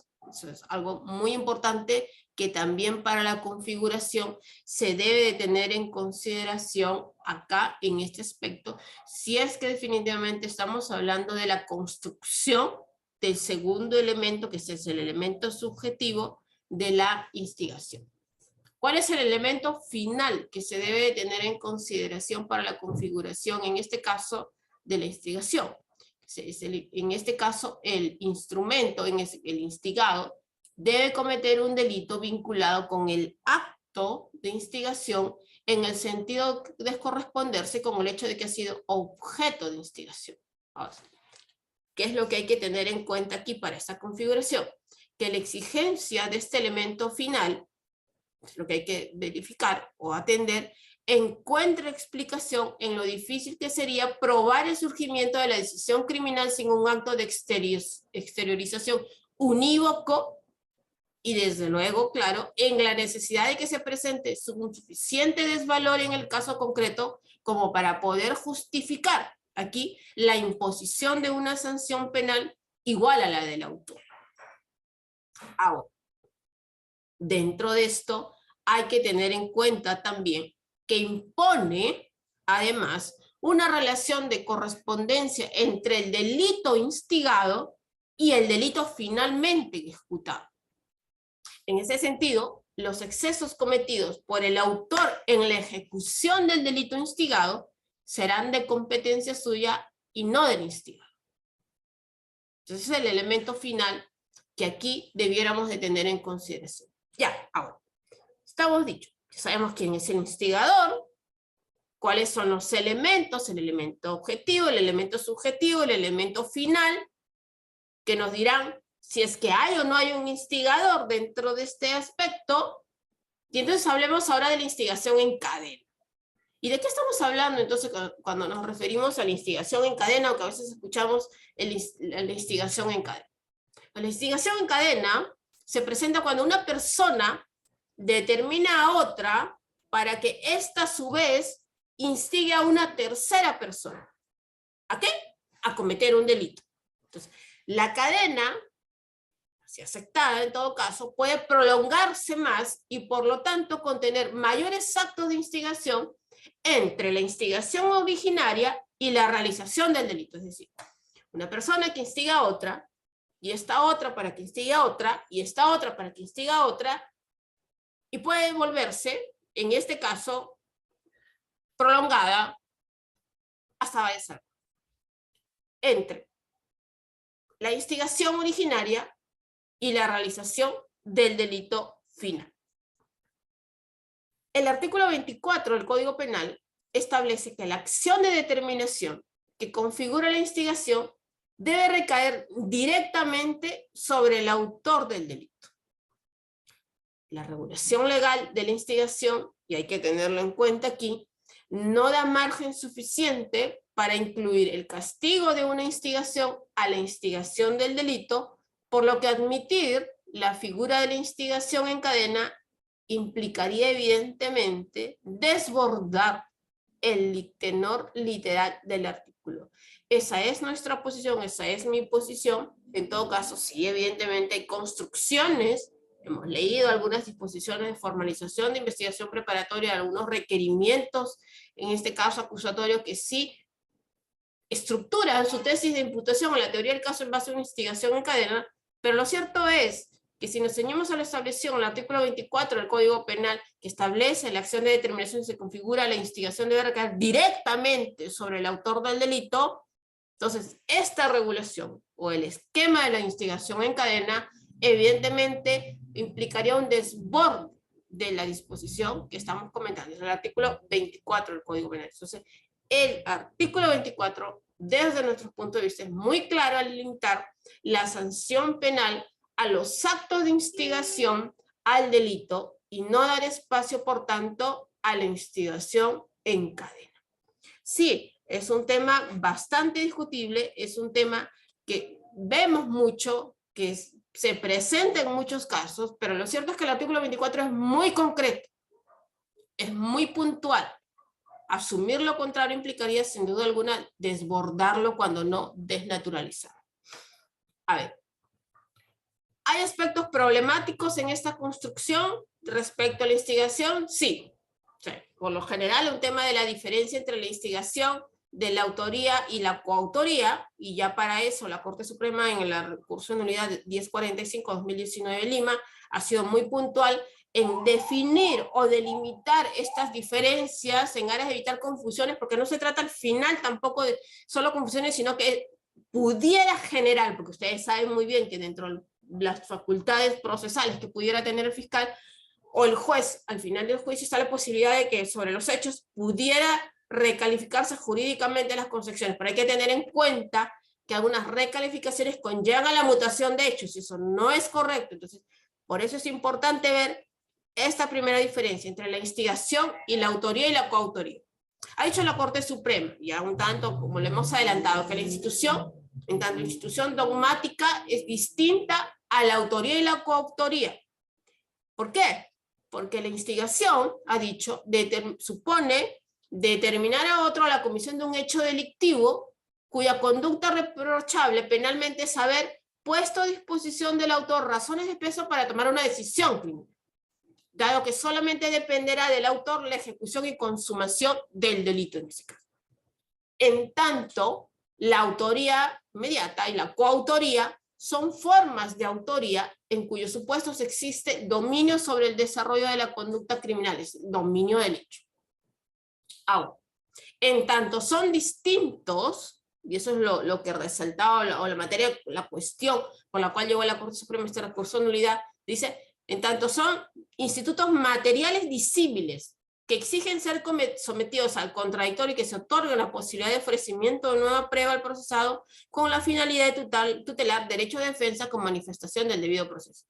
Únicamente, sobre la base de un correcto ejercicio de la defensa, puede determinarse la responsabilidad penal del procesado. Y claro, si es que hay este cambio, o sea, en tanto son institutos materialmente disímiles y están convalidando o están cambiando sobre la base de los mismos hechos, lo correcto es evidentemente que se dé la posibilidad a la defensa a que ofrezca medios de prueba que pudieran refutar mínimamente este cambio en estos institutos materiales que, como decimos, ya lo ha trazado la Corte Suprema, son disímiles.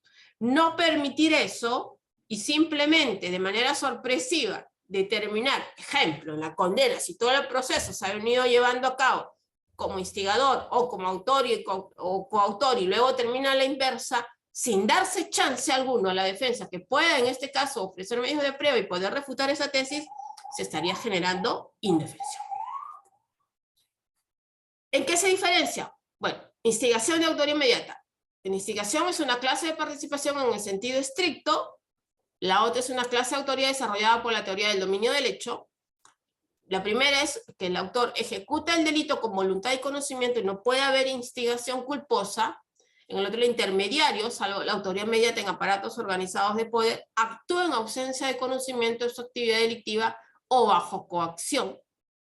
El instigador, por su parte, da razones fundamentales para que el autor decida por sí mismo ejecutar el delito. En cambio, el autor mediato determina completamente al intermediario a la ejecución del delito.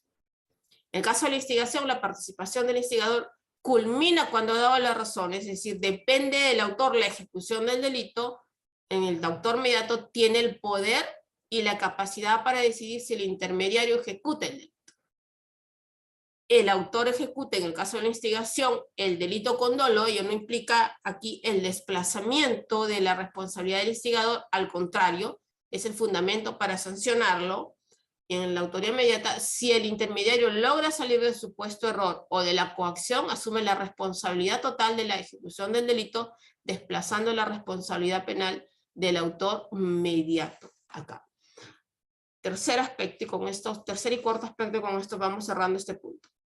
¿Cuáles son las características de la acción del instigador? Bueno, que la acción del instigador debe hacer surgir la resolución, ya lo decíamos anteriormente, delictiva del autor principal, eso provoca en el autor la resolución delictiva, la causación de la conducta delictiva debe ser imputable objetivamente al inductor o instigado. Esto lo dice la Corte Suprema en esta casación que estamos desarrollando, la 1626-2018 Lima, y además que esa conducta debe estar dirigida tanto a un hecho determinado, es decir, el círculo de personas al que se dirige la acción del inductor debe estar individualizable y debe dirigirse a personas concretas. Existe la instigación culposa. En esta misma casación, lo que la Corte Suprema ha dicho, la instigación es una conducta eminentemente activa que implica hacer surgir en el autor la decisión, la resolución de realizar un delito doloso concreto. Por ello, no es admisible, ha establecido la Corte Suprema en esta casación 1626-2018, hablar de una instigación culposa a un delito doloso o culposo. Existe, en este caso, la figura del instigador del instigado, es decir, en el delito de tráfico de influencias es algo muy puntual que la Corte Suprema desarrolló en la casación 908-2018 Lambayeque.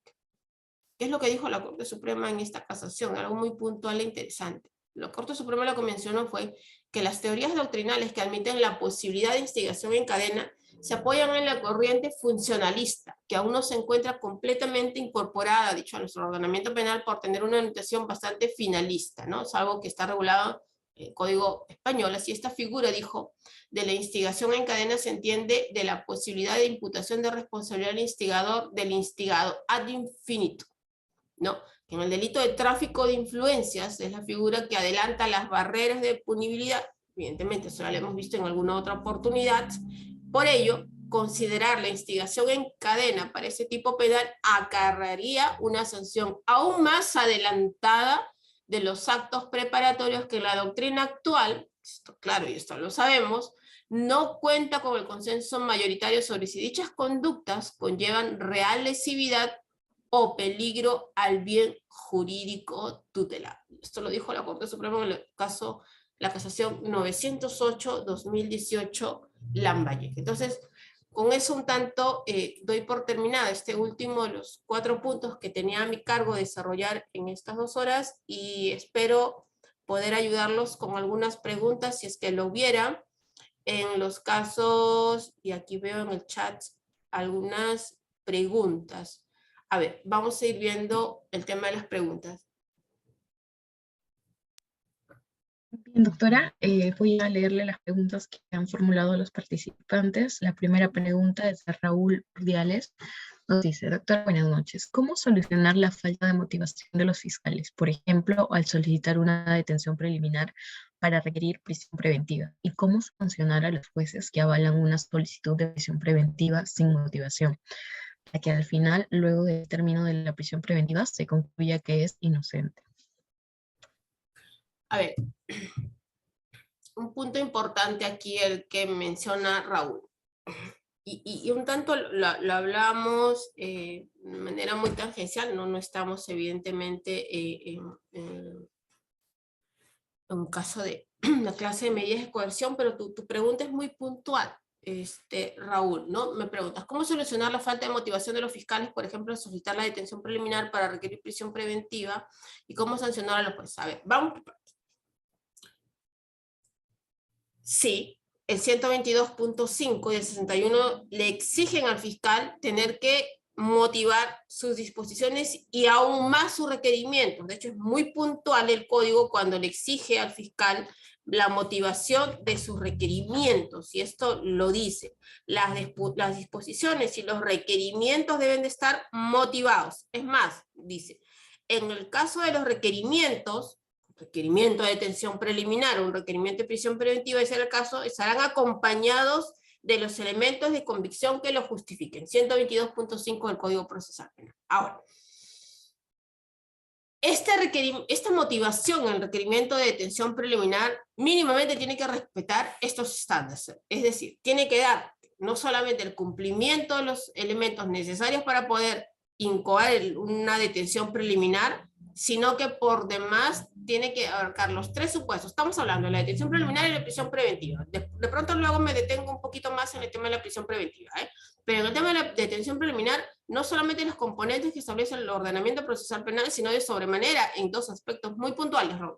El tema del marco fáctico, es decir, cuáles son los hechos en materia de imputación, insisto, es correcto, estamos en un estadio incipiente, no estamos en un estadio todavía desarrollado como la acusación, pero mínimamente me tienen que decir cuáles son los hechos. Y segundo, cuáles son los elementos de convicción que sustentan en este caso el requerimiento.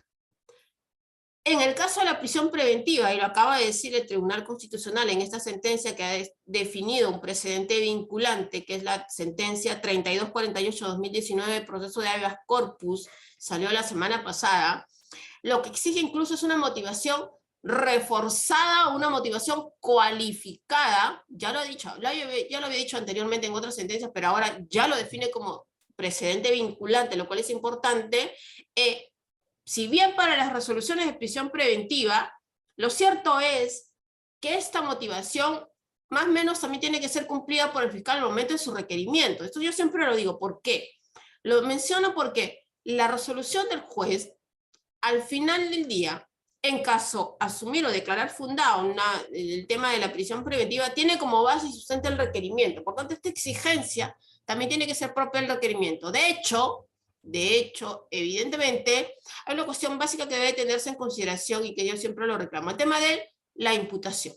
El tema de la imputación tiene que estar muy bien definida, porque lo que no puede pasar es como lo que aconteció en el expediente 299 de 2017, 36. Lo que sucede es que el juez asuma desplazando la función del fiscal y establezca en este caso el marco fáctico de algunos, en los casos sobre todo la pluralidad de imputados, porque esa función no le corresponde, se le corresponde, propia del fiscal.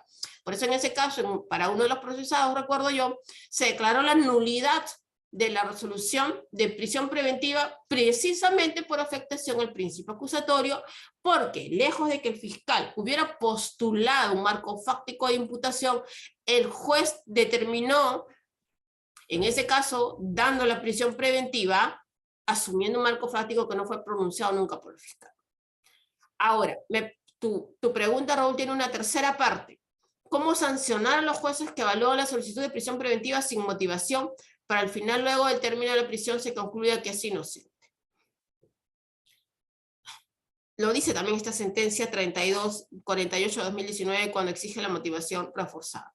Ya es un tema que en algunos casos incluso he visto a los órganos de control. De hecho, hubo anteriormente una directiva del marco de exigencias de motivación propios para los fiscales para estos casos dadas por el Consejo Nacional de Magistratura o la Junta Nacional de Justicia, pero los cánones son los mismos, que debieran de serse respetados. Yo entiendo que ya eso entrará en esas fichas de evaluación y por demás dentro de los mecanismos internos, desde luego con las apelaciones correspondientes que pudieran hacerse valer aquí. Dice que para el final, luego del término de la prisión, termina como inocente. Pues mira, ¿qué te digo? Hay muchos casos en los cuales se definen estos y al final no se... Muchos casos de prisión preventiva. Yo soy de las que siempre reclama que la prisión preventiva es una medida excepcional de última ratio. O sea, no puede usarse así porque sí. Yo creo que tanto el acuerdo plenario 1-2019 cuanto esta sentencia precedente vinculante del Tribunal Constitucional, la 3248-2019, sí es importante. Hay un punto que quería destacar de la 3249-2019 del Tribunal Constitucional, que ya exige con carácter vinculante la obligatoriedad de la revisión periódica cada 6 meses de los mandatos de prisión preventiva de oficio, ¿no? Es algo muy destacable y de hecho incluso está exhortando al Congreso a que modifique el 283, donde solamente permite el cese, y está diciendo que ahora ha pedido del imputado, pero ahora también pedir, en este caso, que puedan, juez de oficio, así como lo permitía el Código del 91, a través de esta revisión periódica, determinar si es que en cumplimiento de la regla del rebus sigue stantibus, modificar la situación jurídica del imputado. Espero haberte ayudado en tus preguntas, Raúl. Muchísimas gracias. Muy bien, doctora. Continuando con Jesús Ábalos Acosta, nos dice, buenas noches, doctora, una consulta. ¿Existe un plazo límite para disponer el secreto de las diligencias preliminares? Sí, ya la Corte Suprema lo ha dicho y esta no debe de sobrepasar, en este caso, el plazo de las diligencias preliminares propiamente dichas. O sea, tiene que ser un plazo prudencial. No hay un quantum, pero definitivamente yo creo que este quantum tiene que medirse un grado de proporcionalidad, ¿no? No es que esperemos que si es que las preliminares son los casos complejos puedan demandar un plazo extenso. En el caso de criminalidad organizada, por ejemplo, de 36 meses, tengamos 30 meses de secreto. Eso sería irrazonable, evidentemente, ¿no? El plazo tiene que estar definido y justificado. Yo diría que en verdad, dependiendo de la complejidad del caso, no hay un quantum, pero eso tiene que ser prudencial. Bien, doctora, tenemos acá también la otra modalidad para hacer preguntas, es levantar la mano. Voy a darle el pase a Edson Reupo. Adelante, Edson. Hola, buenas noches. ¿Qué tal, Edson? Encantada. Doctora, una pregunta. De su punto de vista, ¿el cómplice primario tiene que tener la misma pena del autor? Esa es la primera pregunta. Y la siguiente pregunta, doctora, por ejemplo, ¿qué pasaría si uno solicita dentro de las diligencias de que mi patrocinado que se encuentra en calidad de detenido pase por el dosaje etílico y el fiscal no lo hace, o lo hace pasando 6, 7 horas? Pasadas esas horas, desapareció el alcohol que posiblemente mi patrocinado tenía en el cuerpo. ¿Cómo puedo actuar ante esa conducta del fiscal? Gracias. Gracias, Exxon, por tu pregunta. A ver, tienes dos preguntas aquí, ¿no? En verdad, el Código Penal, en este caso, si bien dice que deben tener la misma pena, hay que tener en consideración algo. Eso depende del caso concreto y la complejidad concreta, ¿no? Hay que ver, no solo, tú sabes muy bien que hay una diferencia entre autor y cómplice, y más aún si en tu caso tú lo que estás hablando es de un cómplice secundario, ¿no? El cómplice está para coadyuvar en la labor o digamos en la supuesta comisión del delito, ¿no? Y más aún si es un cómplice secundario, más aún. Cómplice primario, igual. O sea, el cómplice secundario coadyuva, ayuda, para eso es un cómplice, en la comisión del delito, en este caso, que está realizando el autor. Entonces, si bien en este caso la pena, por definición debiera ser la misma, tiene que graduarse y en atención al principio de proporcionalidad de lo que determina las circunstancias del caso concreto. En lo segundo, me preguntas respecto de el dosaje etílico, si es que el fiscal no lo dispone inmediatamente. Si bien te entendí, esa es tu pregunta, ¿qué hacer contra ese fiscal? Perfecto, ok, en efecto. Entonces, hay evidentemente aspectos muy centrales que tienen que tenerse en consideración acá. Hay una cuestión central. Las labores, en este caso, si estamos hablando de un accidente de tránsito, por ejemplo, ¿no? En la cual si se va a determinar si esta persona pudo haber actuado o no bajo la ingesta del alcohol, o al contrario, tiene que descartarse esta por haber una presunción, entonces lo que tenemos que ver evidentemente es una actuación inmediata.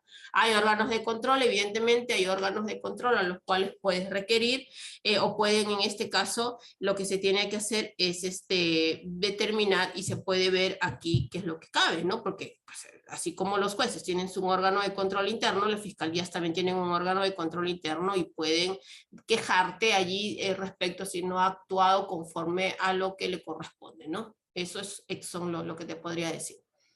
Gracias, doctora, muy amable. Bien, doctora, tenemos acá por interno otra pregunta. Nos dice, doctora, buenas noches, excelente ponencia. Mi pregunta es la siguiente. ¿El testigo puede manifestar por escrito el ejercicio de su derecho de abstenerse a declarar en caso declare contra su cónyuge? Bueno, testigo, me dice, ¿es el testigo? ¿Entendí bien la pregunta? Sí, sí, doctora. Sí, claro, bueno, no está obligado a declarar, no está obligado a declarar. O sea, si es testigo, puede tener en este caso la posibilidad de extenerse, pero hay una cuestión básica que tiene que concurrir. Tiene que concurrir, no puede dejar de concurrir porque digamos, tiene esta posibilidad, ¿no? De hecho, en el caso de los inculpados también, ya que en la fiscalía lo puedas decir y acogerte a esta posibilidad que tienes que decirlo, claro, tienes todo el amparo legal de poder abstenerte de declarar en tanto uno de los investigados es tu cónyuge. Hay algunos ritualismos y formalidades en la actuación de estas diligencias. Sí, algunos fiscales suelen repetirte, digamos, cada uno el balotario, el listado de preguntas, y a cada uno le responde lo mismo. Y hay otros que en verdad de arranque aceptan, y bueno, si eres cónyuge y en efecto te abstienes, pues te abstienes y ya no se le hacen más preguntas. Depende, pero lo cierto es que sí, tienes esta posibilidad. Pero presentar por escrito, no, tienes que ir a la fiscalía. Bien, doctora, tenemos otra pregunta desde el Facebook. Nos indica, doctora, buenas noches. ¿Se viola la presunción de inocencia en las audiencias de prisión preventiva? Esa es una de las preguntas que siempre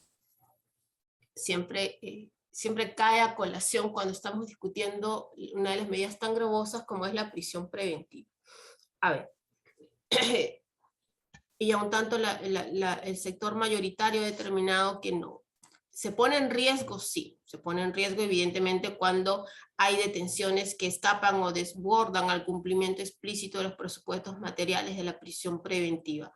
Pero lo correcto es, y lo cierto es evidentemente, que en tanto es una medida que va enfocada o que exige el cumplimiento de determinados presupuestos, no la desnaturaliza o no quiebra la presunción de inocencia. De hecho, sigue siendo inocente en tanto por demás continúa el proceso, pero se aplica esta medida para el resguardo del proceso. ¿Cuándo se quiebra la prisión preventiva? ¿Cuándo se quiebra, mejor dicho, la presunción de inocencia con la imposición de una prisión preventiva? Te lo digo claramente, cuando se impone indebidamente sin el cumplimiento de los requisitos básicos del 268 del Código Procesal Penal, cuando no se cumple el test de proporcionalidad que exige, en este caso, la casación Moquegua y recientemente esta sentencia, la 3248-2019, vinculante del Tribunal Constitucional, allí sí, porque se está emitiendo una disposición o una orden de prisión preventiva, no solamente sin el cumplimiento de los presupuestos básicos y materiales, sino tampoco sin atender a los criterios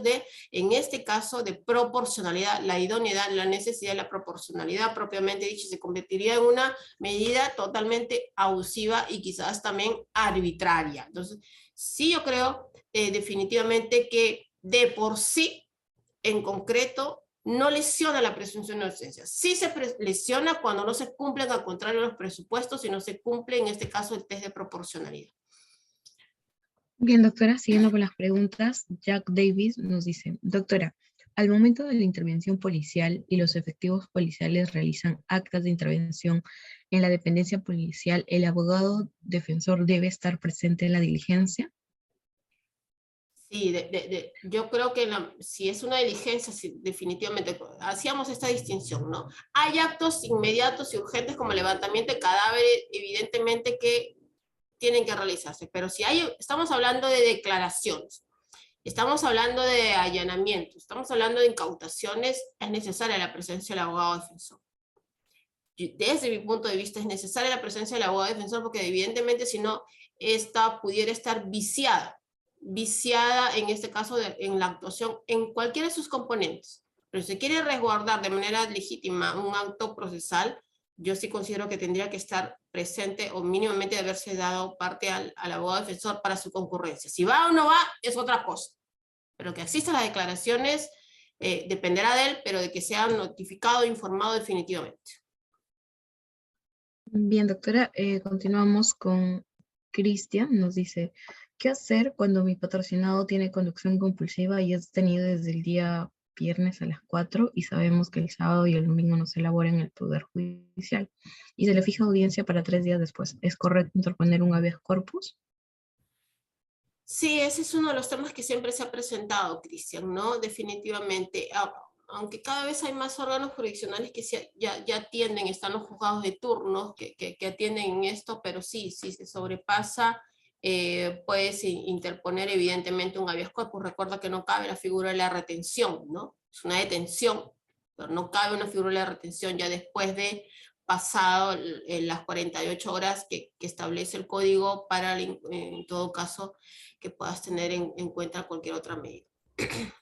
Bien, doctora, tenemos otra pregunta. Nos dicen, doctora, ¿un testigo protegido puede participar de diligencias sin la presencia de los abogados defensores, teniendo en cuenta que esta no es una medida de protección establecida en el Código Procesal Penal?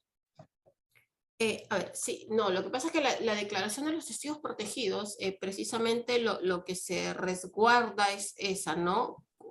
Primero que para darle la condición de testigo protegido tiene que ser una condición debidamente justificada y motivada de parte del fiscal.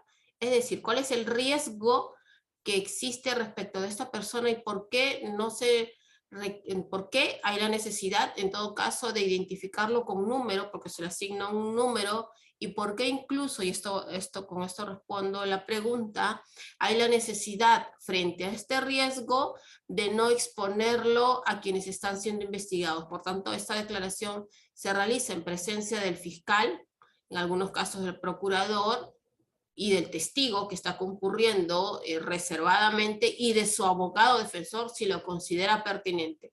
Pero en este caso no participan los abogados de los investigados porque precisamente en el riesgo fundado, que debe estar debidamente motivado por la fiscalía, evidentemente uno de los puntos centrales es no, digamos, lesionar su integridad porque teme por ella y se le asigna el código correspondiente, ¿no? Y sucede algo parecido con el tema de los colaboradores eficaces, ¿no? Bien, doctora, acá tenemos una pregunta final de Elisa Inostroza. Nos dice, doctora, ¿cómo se configura la escena del crimen en delitos informáticos de la ley 30096?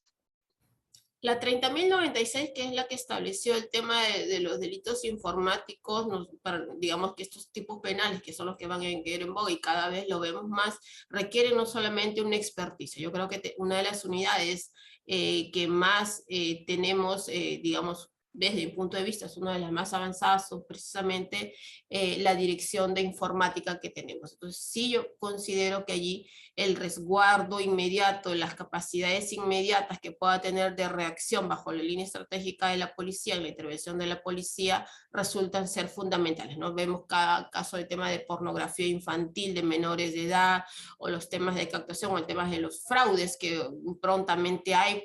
Evidentemente aquí tiene que ir de la mano con la fiscalía de las peticiones también para poder ver los requerimientos, en este caso de las reservas correspondientes, ¿no? Pero sí, digamos, las diligencias están plasmadas en la 30.096, que esta ley, en verdad, que es una de las que regula estas posibilidades. Bien, doctor. Ahora sí, la pregunta final es de Rafael Ibarra Bazán. Nos dice, ¿desde qué momento se debe consignar la hora de la papeleta de detención y cómo hacer valer ese derecho en sede policial? Muchas veces la papeleta de detención la hacen tras 3 o 4 horas después de la detención. Por ello la pregunta. Gracias. Básico, sí, a veces las formas, como en estas preguntas, son muy puntuales e importantes, Rafael. Has hecho una muy buena pregunta. Las horas en estos en esos casos como los que preguntas son fundamentales, ¿no? Porque te van restando de las horas marcadas y permitidas. Pues más allá de los reclamos propios frente al mismo ente de la policía, hacer las constancias desde el momento inicial, del momento en el cual fue detenido, hacer la constancia o el cruce con el tema del acta donde consignan estas 3 o 4 horas posteriores, y evidentemente dejar la constancia en el acta correspondiente. O sea, si no dejas la constancia en el acta correspondiente y las firmas nada más, pues pudieras estar avalando, más allá de los temas de reclamo de control interno, que insisto, muchas veces estos despropósitos suelen ser reclamados a nivel de las vías internas de las quejas correspondientes, pero claro, el efecto importante, más allá de la mala actuación que puedan tener algunos efectivos, el efecto procesal es el que se busca en ver en el resguardo de que la distinción, cuánto pasa del cumplimiento de las horas correspondientes a la detención preliminar, cuando ya esta se vuelve ilegítima, ¿no? Y eso es lo importante. Así que espero haberte ayudado, Rafael. Muy bien, doctora, esas han sido todas las preguntas de nuestros participantes. Agradecemos la excelente disertación del día de hoy, esperando contar con la misma en un próximo evento, doctora. Muchas gracias, muy amables. Saludos a todos. Muy buenas noches. Hasta pronto. Hasta pronto, doctora. Buenas noches. Y bien, Gracias. estimados participantes, recuerden que CEFOCAP esta semana tiene programado una conferencia magistral presencial en la ciudad de Ayacucho. Esta conferencia se va a